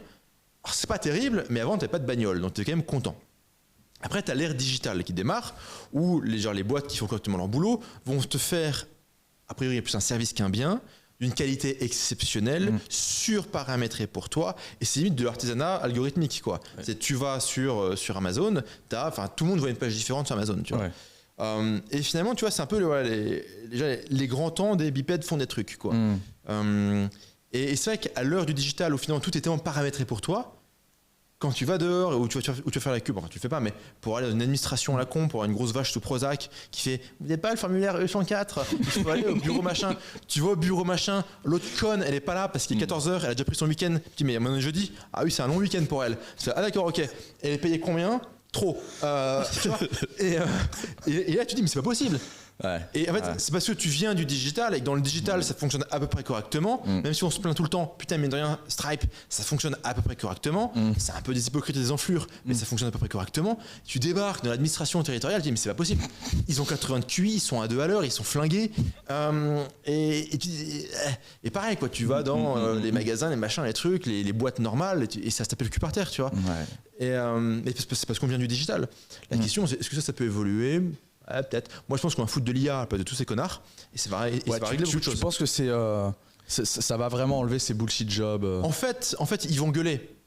Ils vont gueuler, les mecs. Parce que si tu prends toute la fonction publique, tu mets ChatGPT, et en fait, tu peux couper dans le staff à 50%.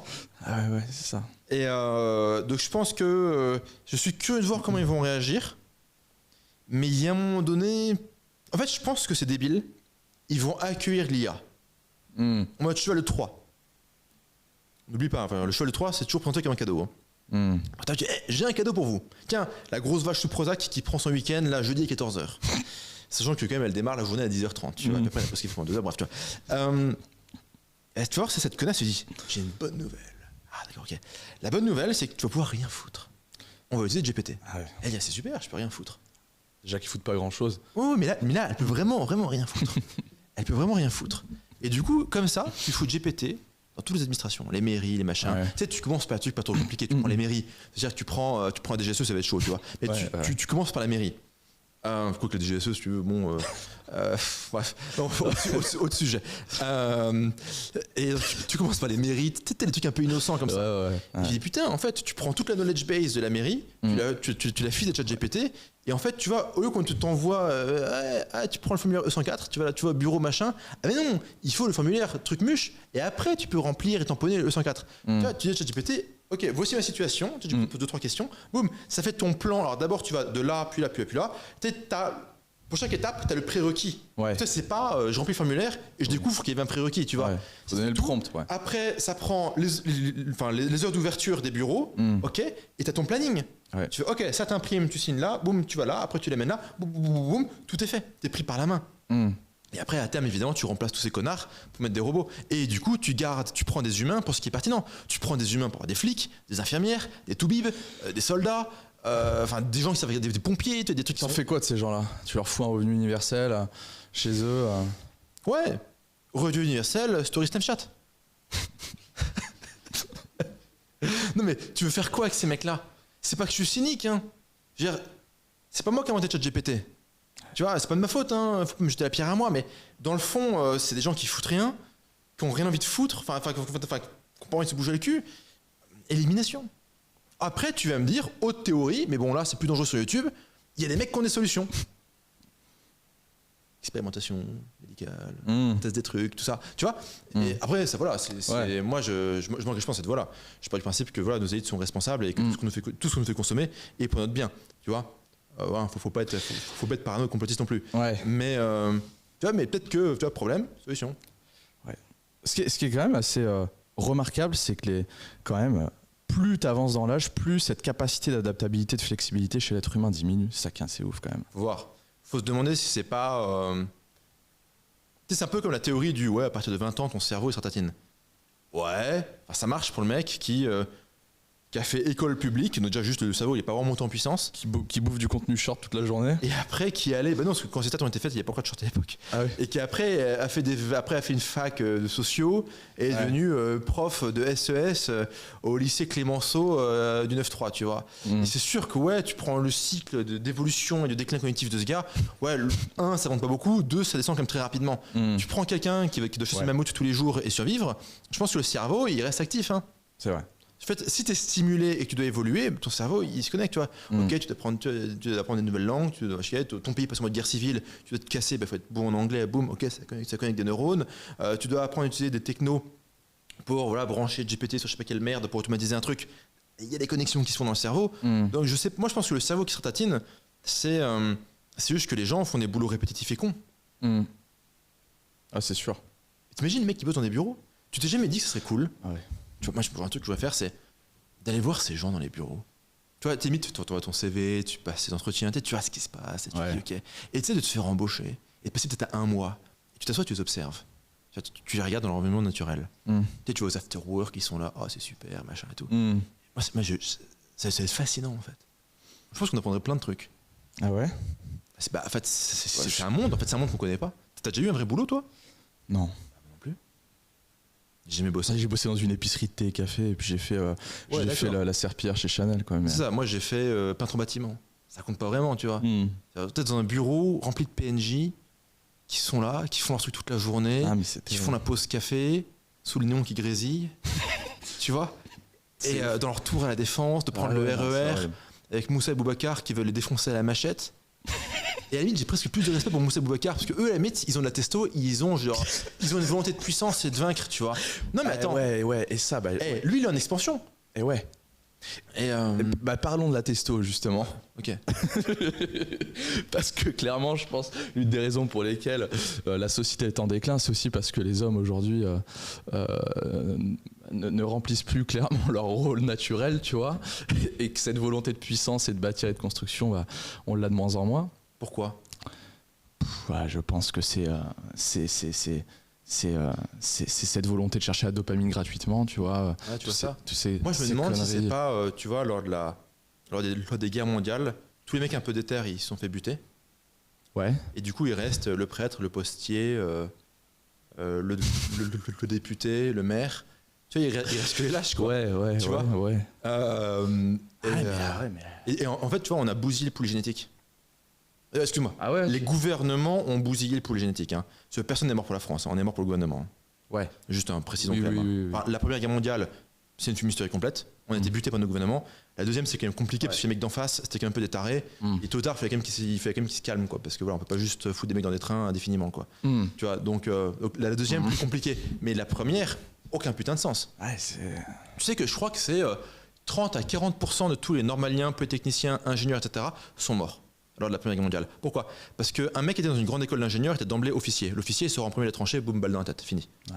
En fait, on a buté toute une classe d'âge. C'est pour ça qu'en fait, on finit avec des mecs complètement ratatinés du cerveau, qui sont occupés de la défense de la France, de la ligne Maginot, en oubliant la Belgique, alors que les mecs étaient quand même passés par la Belgique la première fois. C'est quand même pas très brillant, quand même, tu vois, en termes d'itération, en mode, ils ont fait le coup de la Belgique, ils vont pas le faire une deuxième fois. Eh bah si. Et tu finis avec des mecs comme ça et on se prend une branlée mémorable. Je me suis dit, branlée mémorable. Au final, il n'y a pas tant de monde qui est mort que ça en France. Hein. Ouais. Par rapport aux autres pays, là, genre Europe de l'Est, machin, où les mecs se sont battus un peu et que c'était l'extermination complète. Finalement, on s'en tire bien en France. Hein. On n'a pas perdu grand monde. Hein. Ah, mais ce qui est sidérant, c'est quand tu prends.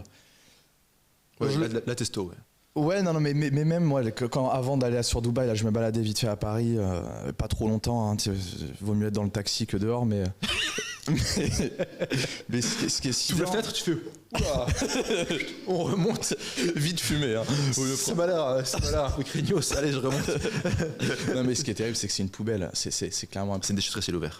C'est des déchetteries ciel ouvert. Non, mais c'est insane. Mais oui, mais moi je ne vois, enfin je les vois, on les voit, enfin je les vois pas chez nous, je les vois sur internet, je les vois aux States, mais je vois pas chez nous enfin dans la rue quoi, que juste quand tu sors, tu vois pas de mecs, tu vois, ou même quand tu discutes, quand je vais voir ma famille, je vais dans des 2-3 cafés, j'essaie d'aller vers les gens, machin.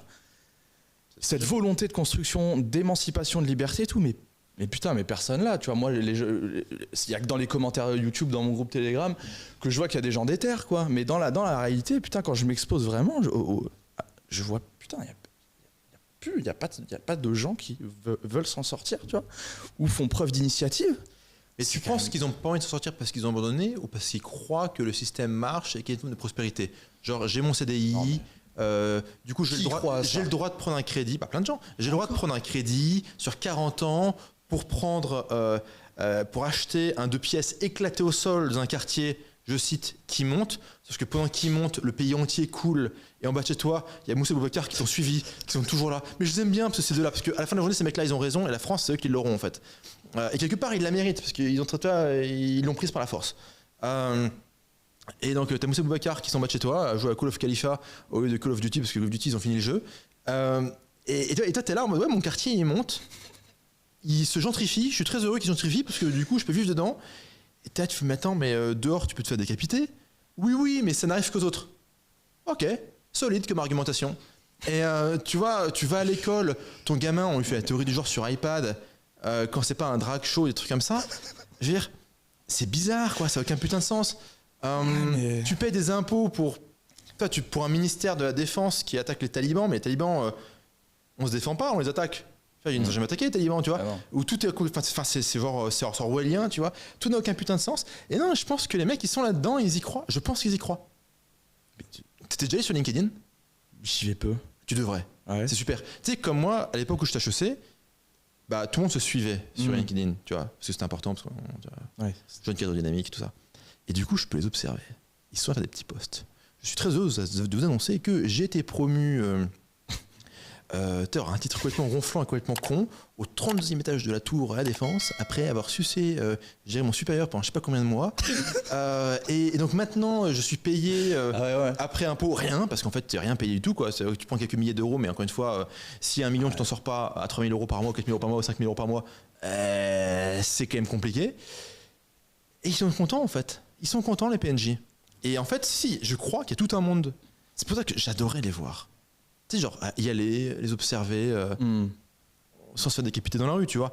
Mais, tu vois, c'est... Ça t'est arrivé quand tu rentres en France ou en Europe ou quoi, d'aller chercher l'interaction avec ces gens-là? Ouais. J'adore. T'as des gens qui essayent de comprendre et d'adhérer à ta vision? Ou alors... Non, mais moi, ils me prennent pour un taré. Hein. Ils me prennent pour un terroriste, les mecs. Tu vois, genre, ils me font... T'es à Dubaï? Oui. Donc du coup, oublie les influenceurs, j'en ai rien à foutre. Ok, mais du coup, ta femme, elle a une burqa. Je dis mais tout fou quoi, c'est pas la France, tu vois. Et ils comprennent pas, non, c'est trop loin quoi. C'est quand tu as des gens sur internet, tout le monde pense que t'es un gangster ou que t'es un, enfin bref, trop compliqué quoi. Par contre, moi je fais un effort. Encore là quand même. Non, moi je fais un effort de compréhension. Moi, il me fascine. Moi les humains, j'adore. Hein. Dans le fond, ça me fait marrer. Et donc je les observe, j'essaie de comprendre, mais et je crois qu'ils me prennent pour un con en fait quand j'essaie de les comprendre. En fait, ils me comprennent pas. Donc je pense je crois que dans le fond, ils croient que je crève la dalle. C'est fait qu'ils n'arrivent pas à comprendre qu'il y a une vie en dehors. Ouais. Comme moi, je suis sorti de leur système, ils pensent qu'en fait j'ai abandonné, j'ai échoué, tu vois. Je respecte leur liberté d'opinion, tu vois. Et donc en fait, ils me regardent en mode oh le pauvre. Ouais, mais le pauvre, il est pas venu dans la bétaillère. Il est en business. Tu vois, et ils font je gagne 3 000 euros, tu vois, par jour. Ah, par mois, d'accord. Et t'arrives à vivre? Tu vois, c'est... Mais... donc... non, je crois qu'ils y croient. Les gens y croient. Je pense que les gens y croient. Tu penses quoi? Ils y croient, les gens? Ils y croient, hein. Ils y croient. Mais regarde, ils ont voté Macron comme des dingos. Ils se sont pris 8 doses. Ils mettent leur petit drapeau à la con quand il faut. Non, ils y croient. Mais c'est... Mais jusqu'à où ça va? Enfin, je veux dire, tu peux pas. Les médias peuvent pas faire ce travail d'aliénement sans qu'au bout d'un moment il y ait une majorité de la population qui comprenne, qui s'éveille un minimum, quoi. C'est quand même terrible, ça. Mais non. Tu vois, ce qui est marrant, c'est qu'il y a une volonté de maintenir les gens dans l'ignorance, ça je le comprends, mais que les gens. Quoi? Heureusement, il faut. Oui, bien sûr, mais des câbles, les gens. Mais avec Internet, avec tout, enfin je veux dire avec la libre information, je suis sidéré qu'il y a peu de gens qui font ce travail de comprendre, tu vois, et juste laisser driver. Je pense que le cerveau fait un reset. C'est un peu comme quand tu vois des contenus où tu tombes sur un documentaire ou des trucs comme ça, d'enquête sur certaines pratiques sexuelles, une partie de nos élites. Ton cerveau, en fait, il efface. En fait, le lendemain, ton cerveau, il n'y pense plus.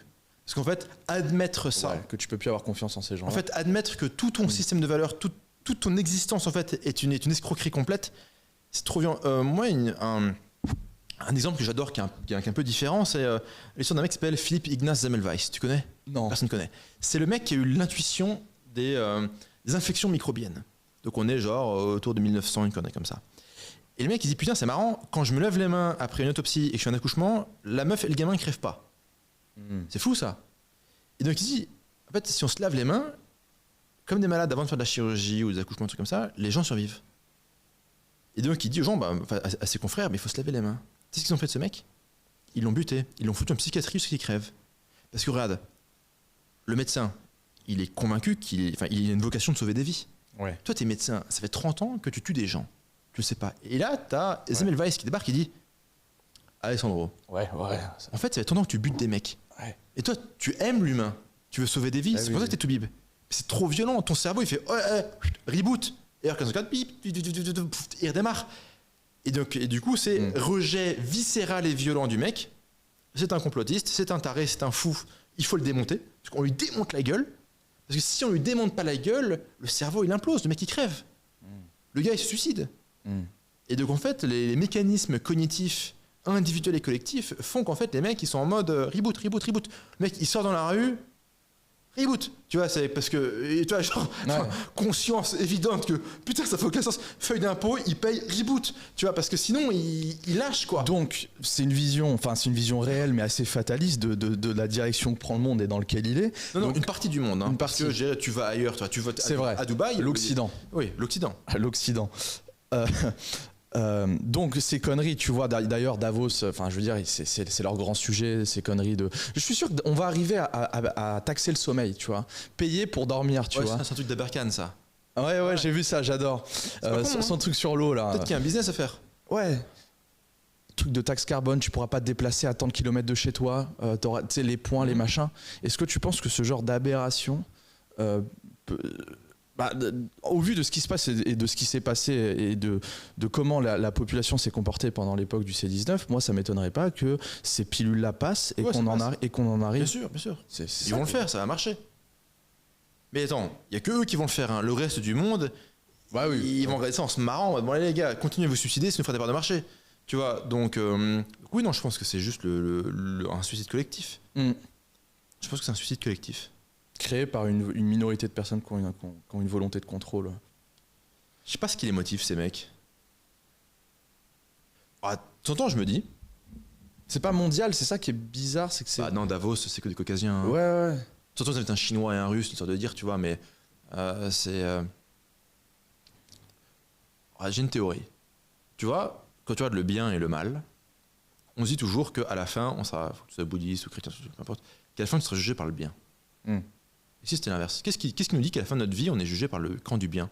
Ça se trouve, le camp du mal, il a fait un putsch, il a buté l'autre, et c'est eux qui y votent à la fin pour savoir si tu dois te faire réincarner en fourmi ou en milliardaire. Et ça se trouve, en fait, le camp du mal a gagné, et les mecs savent que, attends, si je veux au prochain cycle avoir une vie super cool, faut que je fasse le maximum de crasse pour avoir le maximum de points et avoir un truc cool à la prochaine vie. Putain.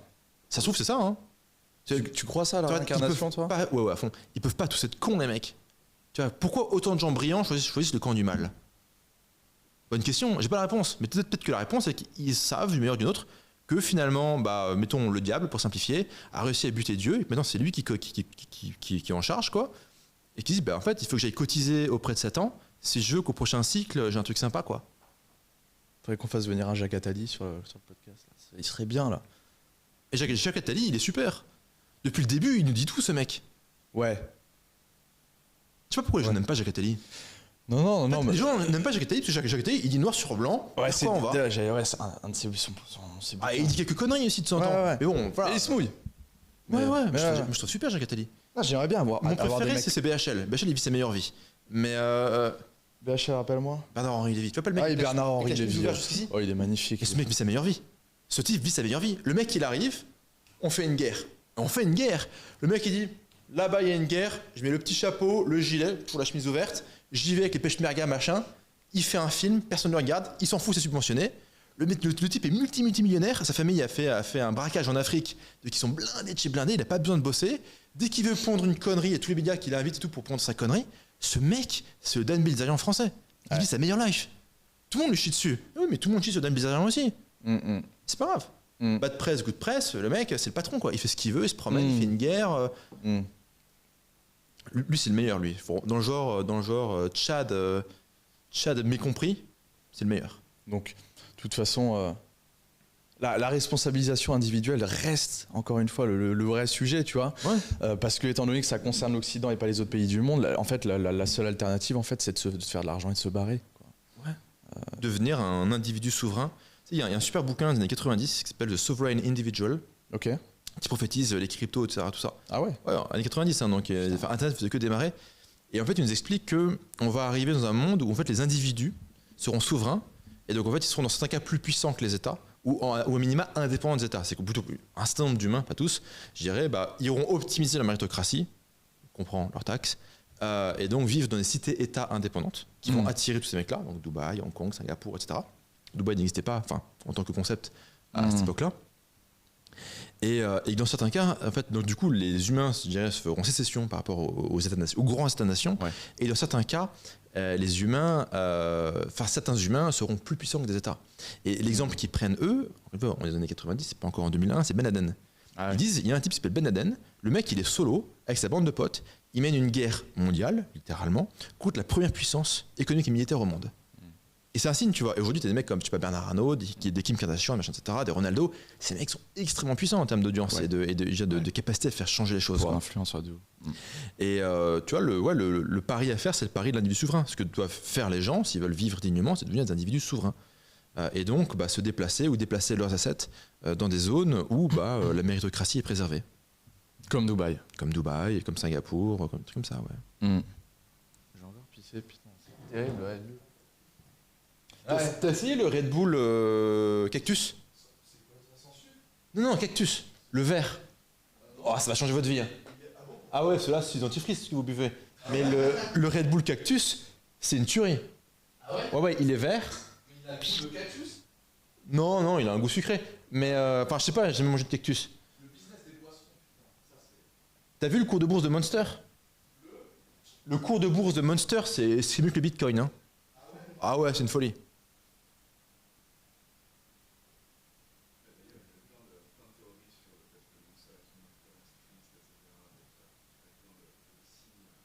C'est possible, hein. Je sais pas si j'achèterais leurs actions, mais c'est bien. Hein. Je trouve ça dégueulasse. Je préfère Red Bull Cactus, Turi. Ils avaient fait en Europe centrale, mais je sais pas si c'est en Europe de l'Ouest aussi. C'était le Red Bull Pomme Figue pendant l'hiver. Wow, génial, incroyable. Ce qu'il faut, c'est le business model de Red Bull, c'est vraiment un peu décalé. Ça représente 80% de leur chiffre d'affaires, malgré leur activité média, etc. Parce que l'activité média sert à vendre des canettes, quoi.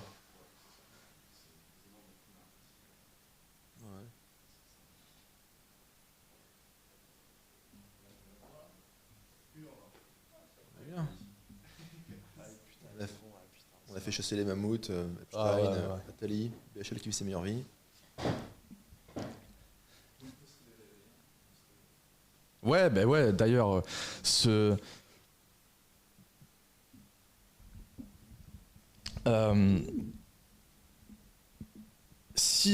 Internet n'existait pas, quel business t'aurais fait, toi?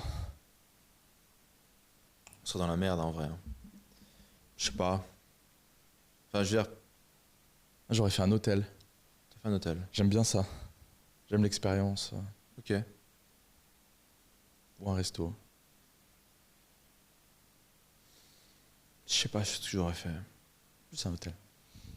Huile de palme.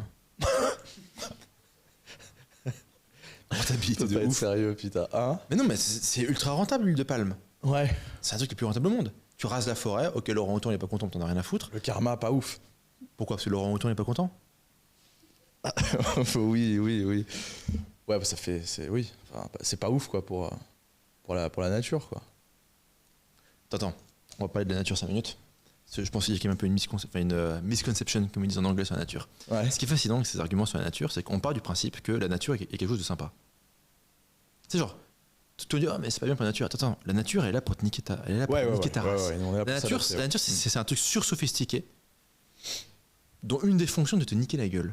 Genre, en tant que toi, on revient sur les tigres à dents de sabre et tout le reste. Ouais. Les putains de virus et machin. En fait, c'est tout le mythe écologique. Et l'écolo bobo, c'est la nature est super sympa et nous, on n'est pas gentils. Non. Mais c'est des conneries. La nature, c'est ultra violent et nous, quelque part, on est une force de pacification et d'adaptation face à un truc ultra violent. Et quand tu changes ton mindset sur la nature, je te dis pas que tu vas prendre ton fusil et défoncer des singes, tu vois, mais juste.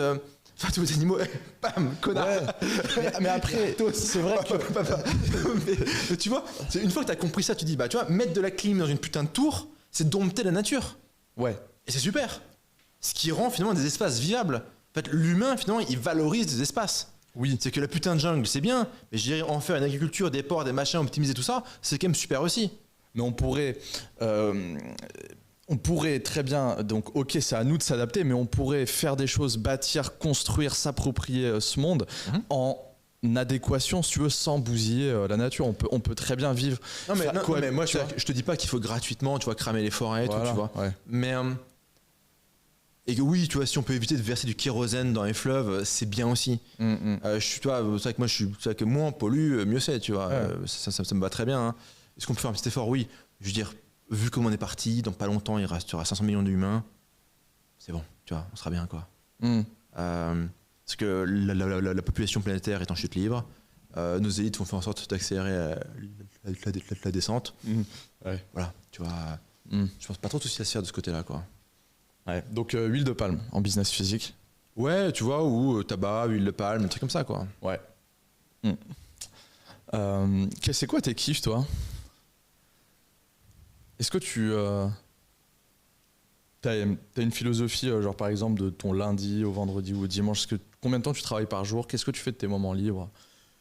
Je crois que je travaille un peu tout le temps. Sinon, je fais du sport. Ouais. Et sinon, ce que j'aime bien, c'est avoir des conversations intéressantes avec des gens intéressants, quoi. Ouais. Ça, je trouve que c'est stimulant. J'aime bien le monde des idées, tu vois. J'aime bien le truc, genre, trouver des points de vue très différents sur pas mal de questions. Je trouve qu'il y a un plaisir intellectuel là-dedans, quoi. Ça, j'aime bien. Ça, après, tout ce qui est genre aller en boîte et faire des conneries, machin, non, ça, je fais pas ça. Non, je comprends pas. À Dubaï, ça, c'est cool, cette diversité. Tu peux manger au resto tous les soirs, bon, après, mais avec quelqu'un de différent. Ouais. Et ça, dans un resto différent. Et tu manges très bien. Et t'as un bon service. Ouais. Ça, c'est un des points positifs de Dubaï. Toi, tu t'es installé ici depuis quand? 2 ans à peu près. 2 ans. C'est quoi ton... T'es arrivé... Qu'est-ce qui t'a motivé à t'installer ici? Covid. Ouais, putain, il y a tellement de gens. Pendant le Covid, tout le monde est venu ici en mode, bon, bah là, c'est ouvert, on peut vivre. Mais en fait, on vit bien dans le désert. Et tout le monde est resté, en fait. Tu te crées une petite LLC et hop. Carte résident et t'es bien, quoi. Pas de taxes, pas de comptabilité, pas d'emmerde. À quoi que ça, c'est fini, hein. C'est 9% pour les mainland. Mais très bien.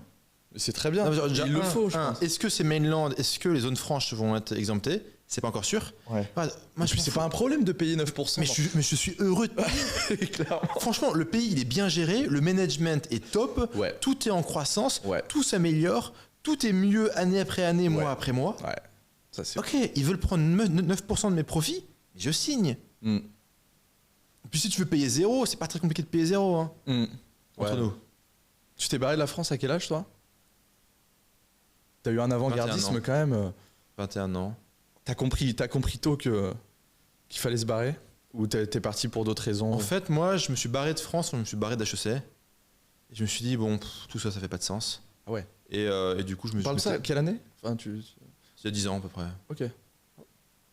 Et je suis revenu, en 10 ans, je suis revenu au total, peut-être en cumulé, peut-être 2 mois. Putain. Ouais, j'y fous pas les pieds. Je tombe malade quand j'y vais. Je te jure, hein, c'est... En fait, c'est... Je trouve ça... Ce sera tellement dégueulasse, ça a tellement aucun... En fait, j'aime pas le gâchis. Ouais. J'aime pas le truc, tu vois, où t'as un super product, t'as un super pays, des paysages jolis, de la bonne bouffe, des gens qui, quand même, en moyenne, sont plutôt éduqués, intelligents et productifs. Et de prendre ça et d'en faire une merde pareille, quoi. Et en fait, ça me débecte. Je trouve ça dégueulasse, quoi. Je trouve ça honteux. T'as une volonté de revenir, de bâtir... Parce que... Bâtir quoi? Non, là, tu bâtis ton empire, ta dynastie ailleurs, tu fais du cash flow, est-ce qu'ensuite t'aimerais revenir pour contribuer Contribuer à quoi? Moi, ma contribution à la France, là, je parle français, donc je contribue au rayonnement de la culture française, merci, hein, s'il vous plaît. Un petit like sur la vidéo, s'il vous plaît. Et surtout, ma contribution à la France, c'est aider des gens qui ont un début de cerveau qui fonctionne, enfin bref, qui branchent leur cerveau, à créer du cash flow et se casser. C'est ma contribution. Se casser. Bah ouais, lève-toi et marche, quoi. Lève-toi et marche, prends un Emirates ou n'importe quoi et ne reviens pas, quoi, tu vois. Enfin, tu veux faire quoi? Enfin, taxer, te faire égorger dans la rue. Même le fait que ta sécurité physique n'est pas garantie, ta propriété privée n'est pas garantie, le service public, il est à chier. Je blâme pas forcément les individus qui travaillent là-dedans, même si j'ai un peu shooté, je dirais, l'administration territoriale. Mais tu vois, genre, enfin, tout ce qui est un peu, tu vois, genre, police. Je te donne un exemple à se taper le cul par terre. Un ami en commun, dans une boîte dans laquelle je travaille, donc c'est pas forcément un ami direct, mais c'est quelqu'un qui a un poste clé dans une boîte avec laquelle je travaille, dans laquelle je consulte sur un certain nombre de sujets, et je suis skin in the game dans cette boîte. 21 ans, il est au Brésil, il a mal, il galère un peu, scanner, tumeur, un espèce de gros morceau de 5 cm dans le cerveau, en plus ça a pété, qui a giclé partout, bref. Ok. Il crève. Enfin, il est sur le point de crever. Argent, l'argent qui est pas bien, qui est mal, hôpital privé, neurochirurgien, bon, ça coûte un bifton.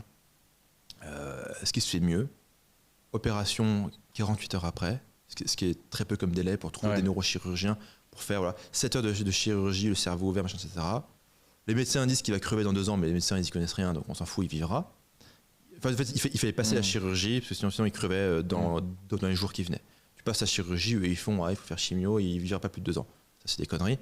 Il vivra. En France, on a envoyé son scan à des toubibs en France. Les mecs nous ont dit, ce dossier-là en France, voilà comment on le traite. Soins palliatifs, on le laisse mourir. C'est trop cher. En fait, c'est que de toute manière, pour avoir un créneau avec un rendez-vous, avec un vrai neurochirurgien, le temps d'attente, c'est des mois. Des putains, même tu veux un scanner au cerveau, mais le temps d'attente est super long. Boucherie, ça. Mais genre, tu veux le scanner, t'en as pour 2 mois. Mais le mec, il claquait. Le mec, c'était une affaire d'heures, littéralement. Et soins palliatifs, on te laisse mourir. C'est trop cher, trop compliqué, on n'a pas. Attends, mais on a payé, on n'a pas payé pour la Sécu? Il est allé où l'argent? Il est parti où l'argent? Et qu'on me dise pas. Et là, du coup, qu'on me dise pas juste que c'est les immigrés qui tapent dans la caisse. Non, ok, très bien. Il y a des mecs qui prennent des appels et compagnie, ils en abusent. C'est une blague complète, mais ça suffit pas à expliquer où va l'argent. Je sais que c'est un peu la cible facile, surtout pour le public zémourien en mode c'est la faute des immigrés. J'aime bien rigoler sur Moussa Boubacar, mais finalement, j'ai rien contre les immigrés. Mais ça suffit pas. Il est où l'argent? Elle est où la thune? On a le mieux système de santé en France. Et ces connards de putain de PNJ te font t'es à Dubaï, mais tu serais bien heureux de revenir en France pour faire soigner. Non, ta gueule. L'hôpital public est gratuit ici. Je sais pas, moi je paye à chaque fois. Merde. Ah ouais. si, ça c'est ouf par contre. Mais moi je m'en fous de payer, je suis payer, ça fonctionne, c'est super quoi, top niveau. Et tu vois, on te laisse claquer. Ouais, qu'est-ce que tu veux que j'ai à foutre de ce système? Non, mais c'est clair. Et ça choque personne. Mais en fait, c'est ça qui est aberrant. Parce que moi, ma contribution, c'est la plupart des gens que je forme sont des gens qui sont, je sais pas, c'est plus des mecs que des meufs, ok, très bien, je ne suis pas exprès, c'est comme ça, et qui sont jeunes, fait qu'entre 15 et 25 piges. Ma contribution, si tu veux, j'ai mon karma positif à la fin de ma life. C'est l'enseignement. C'est de me dire que ces gens-là, je vais leur transmettre ce qui se fait de mieux sur Terre comme technique, en termes de market, de monter des bises, Web 2, Web 3, etc. Se bâtir une vie sur mesure avec du cash flow indépendant, et après à partir de là, Inch'Allah, tu fais ce que tu veux de ta life. Moi, ma contribution, elle est là. Dire, la France, etc., machin. Mais tu vois, ça me fait penser à un truc, c'est que il y en a beaucoup en France qui sont dans ce cas-là. Tu vois, des mecs comme Rochdi, je sais pas si tu connais Papacito, Rochdi, des mecs qualifiés d'ultra-droite, machin. Bon, ultra-droite. Oui, bref. Mais, ce qui est ouf, c'est que, je connais pas le business de ces gars-là. Ouais. C'est des communistes. Tous ces mecs-là, je sais pas si c'est Papacito individuellement ou Rochdi individuellement, mais toute cette brochette de mecs, tout ce qui est en gros droitard jusqu'au viriliste, en passant par la réinformation en moitié facho, c'est des communistes. Ce sont des communistes purs et durs. Dans leur esprit, c'est des communistes. C'est qu'ils ont peur de gagner du fric. Ils ont peur d'être en croissance. Ils ont peur de tout. Ils sont pas contents. Ok, très bien, t'es pas content, super. Ils sont tétanisés par la vie. Ce sont des branleurs complets. Ben justement, tu vois, pour changer les autres, il faut changer soi. Et en fait, je pense que ces gars-là en font partie, en tout cas. C'est que oui, ça parle, mais en action concrète. C'est des rentiers. Ah ouais? C'est qu'ils ont un segment de marché. C'est un peu comme Dupont-Aignan. Ouais. Le phénomène Dupont-Aignan, il sert à quoi ce mec? Il sert à rien. Il a juste trouvé un petit racket avec sa petite PME familiale où il prend son entre 1 et 5%, ou je sais pas combien. Après, il est maire, député, machin. Tu pioches quelques anecdotes, tu pioches quelques cases. Europe, machin, tout ça. Tu vis avec quoi entre...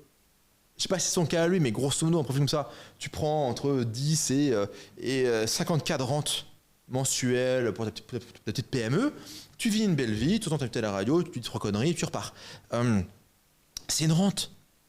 Et je pense que tous les créateurs de contenu droitard, c'est une rente. Ils ont le droit à la dopamine, à du suçage de bits, à de l'audience, à des likes, à des trop bien, t'es trop fort, t'as trop raison. Certains de ces gens-là sont super drôles d'ailleurs, pas de souci, ils sont amusants, ils sont distrayants. Certains ont raison sur plein de sujets, pas forcément sur tout, ni tout le monde, mais pourquoi pas si tu veux. Et ils ont une petite rente, ils ont un petit business. Ils ont leur petit business comme ça, et puis ouais, c'est un petit business sympa quoi. Ils prennent leur petit bifton, ils prennent leur SMIC et ils sont contents. Ouais, parce que si tu veux changer les choses, il y a des personnes, faut courage à eux, mais qui se disent moi je veux rester en France parce que voilà, si tout le monde part, on pourra pas changer. Comment? Ouais. Je suis gaulliste, je veux me battre pour la France. Ouais, machin. Non mais c'est ça. Ouais, De Gaulle, c'est un mec qui faisait des podcasts à Londres. Comment? De Gaulle, c'est un mec qui faisait des podcasts à Londres. C'est pas lui qui avait les nazis dans son salon avec un flingue braqué sur sa femme. Just saying, je suis pas en train de dire que les collabos avaient raison, Juste que la vérité est toujours un peu plus complexe que la mythologie républicaine. Ah ouais, c'est clair. Alors que la seule manière de changer les choses, c'est l'émancipation passe par la création de richesse, la création de valeur. Mais ça, c'est quand même terrible que en France, on n'est toujours pas pigé que l'argent, c'est la résultante d'une création de valeur. Tu vois, que forcément, quand tu gagnes de l'argent, tu l'as volé ou tu l'as pris dans la poche de quelqu'un d'autre. Ça, c'est quand même... C'est normal, ça. C'est ouf que ça change pas. C'est super logique. Je vais expliquer ça sur le podcast de Alec Henry. Si tu as zéro croissance depuis 30 ans, enfin même depuis 50 ans, pardon. Ouais. Depuis en gros le premier choc pétrolier, 73, c'est ça, 50 ans, il n'y a plus de croissance en France. Donc il n'y a plus de richesse. Donc le gâteau, la taille du gâteau ne change pas. Ouais, si tu veux, la taille du gâteau, on a un petit peu de croissance, mais comme on a aussi une croissance démographique, soit à travers la natalité, soit à travers l'immigration, si tu veux, le nombre de personnes pour se partager le gâteau, il augmente plus rapidement que le gâteau potentiellement. Ouais. Donc si tu veux, dès lors que tu es sur un jeu somme nulle, si moi demain je suis milliardaire, tout en restant en France, et il vient bien de quelque part l'argent, si tu veux. Ouais. En fait, quand l'économie est un jeu somme nulle, l'enrichissement des uns est synonyme. Ouais. Si l'économie est en croissance, ouais, toi, pas de souci. Après, toi, les inégalités, il n'y a pas de souci, dans la mesure où les plus pauvres en bénéficient. Exemple, le riche, il a 100, le pauvre, il a 1. Le lendemain, le riche, il a 105 et le pauvre, il a 2. Est-ce que c'est une société juste pour toi? Non. Si. Ah oui. Le riche, il s'est enrichi de 5%, le pauvre de 100%. Oui, bien sûr. D'un point de vue dynamique, c'est win-win. D'un point de vue dynamique, c'est beaucoup plus win pour le pauvre que pour le riche, en fait. Ouais. Ce qu'il faut voir, c'est pour les mecs en bas, à quelle vitesse ça progresse? C'est quoi le potentiel? Et la réalité, c'est qu'en France, il y a zéro potentiel. Tu commences en bas, t'es mort, t'as aucune chance. Surtout qu'en fait, tu peux pas passer la barre des 10K par mois. Quand tu t'arrives à les 10K par mois, que tu sois entrepreneur, salarié, ce que tu veux, tu te fais tellement démonter la gueule en termes d'impôts et de machin, etc., qu'en fait, tu peux pas passer au-dessus. C'est impossible. Enfin, c'est quasiment... Ok, tu revends ta boîte, tu as quelques miraculés, mais c'est quasiment impossible, en fait. Donc, dès lors, la richesse des uns provient de la pauvreté des autres, parce que c'est sur un jeu somme nulle, parce qu'il n'y a pas de croissance. Il n'y a pas de croissance parce que c'est une économie complètement corrompue, de copinage, où tout le monde défend sa petite rente et son petit truc. Je pense que la pire chose qui peut arriver pour la France, l'Occident, c'est l'arrivée des CBDC. Je pense que là, vraiment, ça sera le fait d'avoir ton compte bancaire plugué. Tu sais c'est qui les seuls mecs qui vont dire non à ça? Nous? Non, Moussa et Boubacar. Ils vont dire, ouais, lol, va te faire foutre. Casse-toi. C'est genre, rien à foutre. Ils utiliseront du bitcoin et du cash. Ouais. Mais c'est pour ça qu'à la fin de la journée, ces mecs-là, je pense qu'ils ont raison. Les mecs qui vendent de la drogue, c'est de la libre économie de marché, ça fonctionne, ça fait du profit, ça fait des emplois. Ça fait des emplois. Ils font plus d'emplois dans les quartiers pourris que l'État. Je dis pas que c'est des mecs sympas, ni qu'ils ont raison. Je suis pas non plus client chez eux, je prends rien. Mais j'ai pas du Red Bull Cactus. Ils vendent pas ça. Ouais. Voilà. Mais c'est ouf. Il y avait bonne chance. D'ailleurs, juste pour les vacciner, ça a été chaud. Tu vois le mec, oui, on va vacciner. Ta gueule. Tu vois, les impôts, ta gueule. Ok. Ta gueule. Ok. Tu vois, peut-être que le bastion de la liberté et de la résistance en France, c'est la Seine-Saint-Denis. Votez pour moi. Marseille, Seine-Saint-Denis. Non, mais ils vont le faire adopter. Ça sera adopté massivement, ce truc-là. Ils auront aucun problème. Les PNJ, oui. Et les mecs qui résisteront, ça sera Marseille Nord et le 9-3. Si tu veux, je serai en mode, frère, je suis débancarisé, j'ai pas de papier. Je vais faire comment avec ta CBDC? C'est certainement le plus beau cadeau qu'on leur fait, quoi. Ouais. Et ce truc d'avoir... T'as une philosophie, c'est quoi ta manière de voir l'épargne? C'est ce truc de... l'argent doit circuler, tu vois. Moi, je suis pas trop d'accord avec ce truc d'accumuler, tu vois. Je veux dire, de stocker du cash, tu vois, de l'épargne. Le souci, c'est tu le stocker où? Ouais. Parce qu'à tu le stockes à 5% quand tu as une inflation réelle à 1 dans une banque qui est bien capitalisée et qui participe pas à des Ponzi et que ce même billet il n'est pas imprimé en quantité illimitée par des mecs complètement starbés. Si tu veux, pourquoi pas. Autant te dire que mais si tu veux, accumuler, c'est la loi des prophètes, Marx. Tu sais ce qu'ils veulent faire avec les CBDC, je crois, c'est que si tu dépenses pas ta thune à la fin du mois, ils te la prennent. Ou ils te la suppriment, ouais. C'est le moyen ultime de contrôler la population. C'est le communisme sur stéroïdes. Et surtout, tu vois, tu prends un billet d'avion pour t'en aller, t'as l'argent, oui, mais t'as pas le droit d'acheter. Ton wallet n'est pas autorisé à payer sur Ryanair ou Emirates pour t'en aller. C'est pas seulement quantitatif, c'est qualitatif. Parce que tu as le droit d'acheter. T'as pas le droit d'acheter un billet d'avion. Pas besoin de foutre un rideau de fer, des barbelés, les mecs, beaucoup plus simple. T'as pas le droit de prendre un billet d'avion, t'as pas le droit de prendre un billet de train, et ta voiture électrique, elle est géolocalisée, t'as pas le droit de t'éloigner de plus de 20 km de ton domicile, et t'as pas le droit de prendre un Uber ou autre chose, parce que tout est digitalisé. Tu fais comment pour te casser à pied, à dos de chameau? En jet. Ouais. Ça marche. Mais je sais pas, tu vois. Quelle issue, quoi, putain. Bah, on s'en fout, mec, la vie elle est belle. Ouais, c'est ça, c'est soit tu te responsabilises. Tu vois, ok, en Corée du Nord, c'est pas drôle, il paraît. Ouais. Je m'en fous, j'y suis pas. En France, ça part en couille. Je m'en fous, j'y suis pas. Ouais, c'est clair. C'est pas mon problème. Moi, je vis au Moyen-Orient, c'est super. Les mecs, ils font des tours dans le désert qui font 1 kilomètre. Tout le monde est content. Les mecs, ils sont payés. Les mecs, ils sont en rappel, un cul du sol, en train de laver des vitres, là, les Népalais. J'observe ça avec admiration.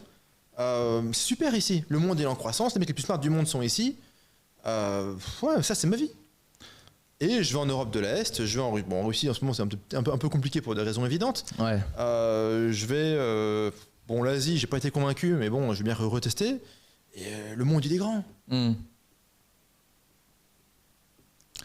Et ouais, faites du cash, émancipez-vous, barrez-vous. Ouais, lève-toi et marche. Ah ouais. Jésus, il avait raison, tout était dedans. Putain, c'est fou, hein. Mais on a tendance à oublier les fondamentaux. Ouais, ça fait 2000 ans que, en fait, finalement.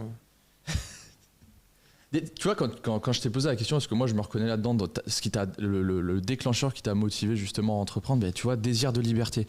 Là où la plupart des gens, tu vois, il y a cette économie du mindset, tu vois, machin. Il faut avoir lu tant de bouquins, il faut se masturber le cerveau sur tel gourou, machin, mais t'as pas besoin de ça. Je veux dire, si juste désir de liberté, faire, écouter gens qu'on fait, modéliser, agir massivement, réitérer, tu vois. Toi, est-ce que tu fais partie... Je sais que je risque, je lis des livres. Je risque de t'énerver à ce sujet. Hein? T'entends, je lis quand même des livres. Tu lis quand même des livres? Ouais, mais est-ce que tu te branles sur Kiyosaki ou sur Robbins à tes débuts? Est-ce que tu faisais ça clairement? Est-ce que tu vraiment t'es tombé dans le moi, un junkie du dev perso, quoi? J'ai jamais eu le dev perso. Par contre, au début, j'étais un peu en mode startup mania, quoi. En mode, ouais, faire une startup, machin, lever des fonds. J'étais en mode, ouais, j'y ai cru un temps. Ça m'a fait perdre 2 ans de ma vie. Et après, je me suis dit, tiens, en fait, du fric, c'est quand même beaucoup mieux. Et ouais, c'est. Ce truc de. Mais tu t'en fous, au pire, ils crèvent, les gens. T'as pas vocation à les sauver. Hein. Sélection naturelle. Enfin, les mecs se sélectionnent tout seuls. Hein. Tu vois, je veux dire, c'est. La nature, elle t'a pas sélectionné, elle va pas sélectionner, on s'est sélectionné tout seul. Les mecs qui choisissent de mourir, là, le mec qui choisit de se stériliser, de faire n'importe quoi, il a choisi. Moyen-Orient. Et finalement, tu vois, chez les musulmans, on est bien. Hein. Non, mais je veux dire, on déplaise aux émouriens qui gueulent et tout sur Internet. Chez les musulmans, je suis très content. Ouais, écoute. Ça file droit. Ouais. Ça file droit. Hein. La charia, c'est quand même du bon. Hein. 2 options pour la France. La charia, mine de rien, ça tourne, hein, c'est carré, tu bouges. Ou junte militaire. Junte militaire. Ouais. Là, par contre, la junte militaire, faut être malin. C'est que le mec, il dit voilà, coup dans la tête. Oui, mais tu dois lui fournir. C'est que ce que tu mets en violence et en répression, tu dois mettre la même chose en opportunité économique. Ouais. Sinon, ça marche pas. Ouais. Si c'est juste coup dans la gueule. Aujourd'hui, c'est ça. Ce mec, il fait voilà, coup dans la gueule. Oui, mais je peux faire quoi d'autre? Rien. T'as coup dans la gueule aussi. Tu vois, LBD 40, Startup Nation, boum. Donc, tu vois, il faut qu'il y ait une proportion entre la violence de l'État, juste pour qu'il faut foutre de l'ordre, quoi, et les opportunités économiques que te propose. Ouais. Genre Singapour. Singapour, c'est ça. Tu prends une putain de rizière, t'en fais un des pays plus modernes du monde en 50 piges. Ascenseur social. Matraque dans la gueule si tu dis wallah ou si tu craches par terre. Opportunité économique. Il faut les deux. Ça marche aussi bien. Hein, l'un sans l'autre, ça part en couille. T'as opportunité économique à tout va, mais t'as pas la matraque dans la gueule. Tu finis avec des mecs à cheveux bleus qui font n'importe quoi. Problème. Tu vois. Donc il faut les deux. T'as matraque dans la gueule, mais pas opportunité économique. Bah, ça donne le communisme, mais ça marche pas.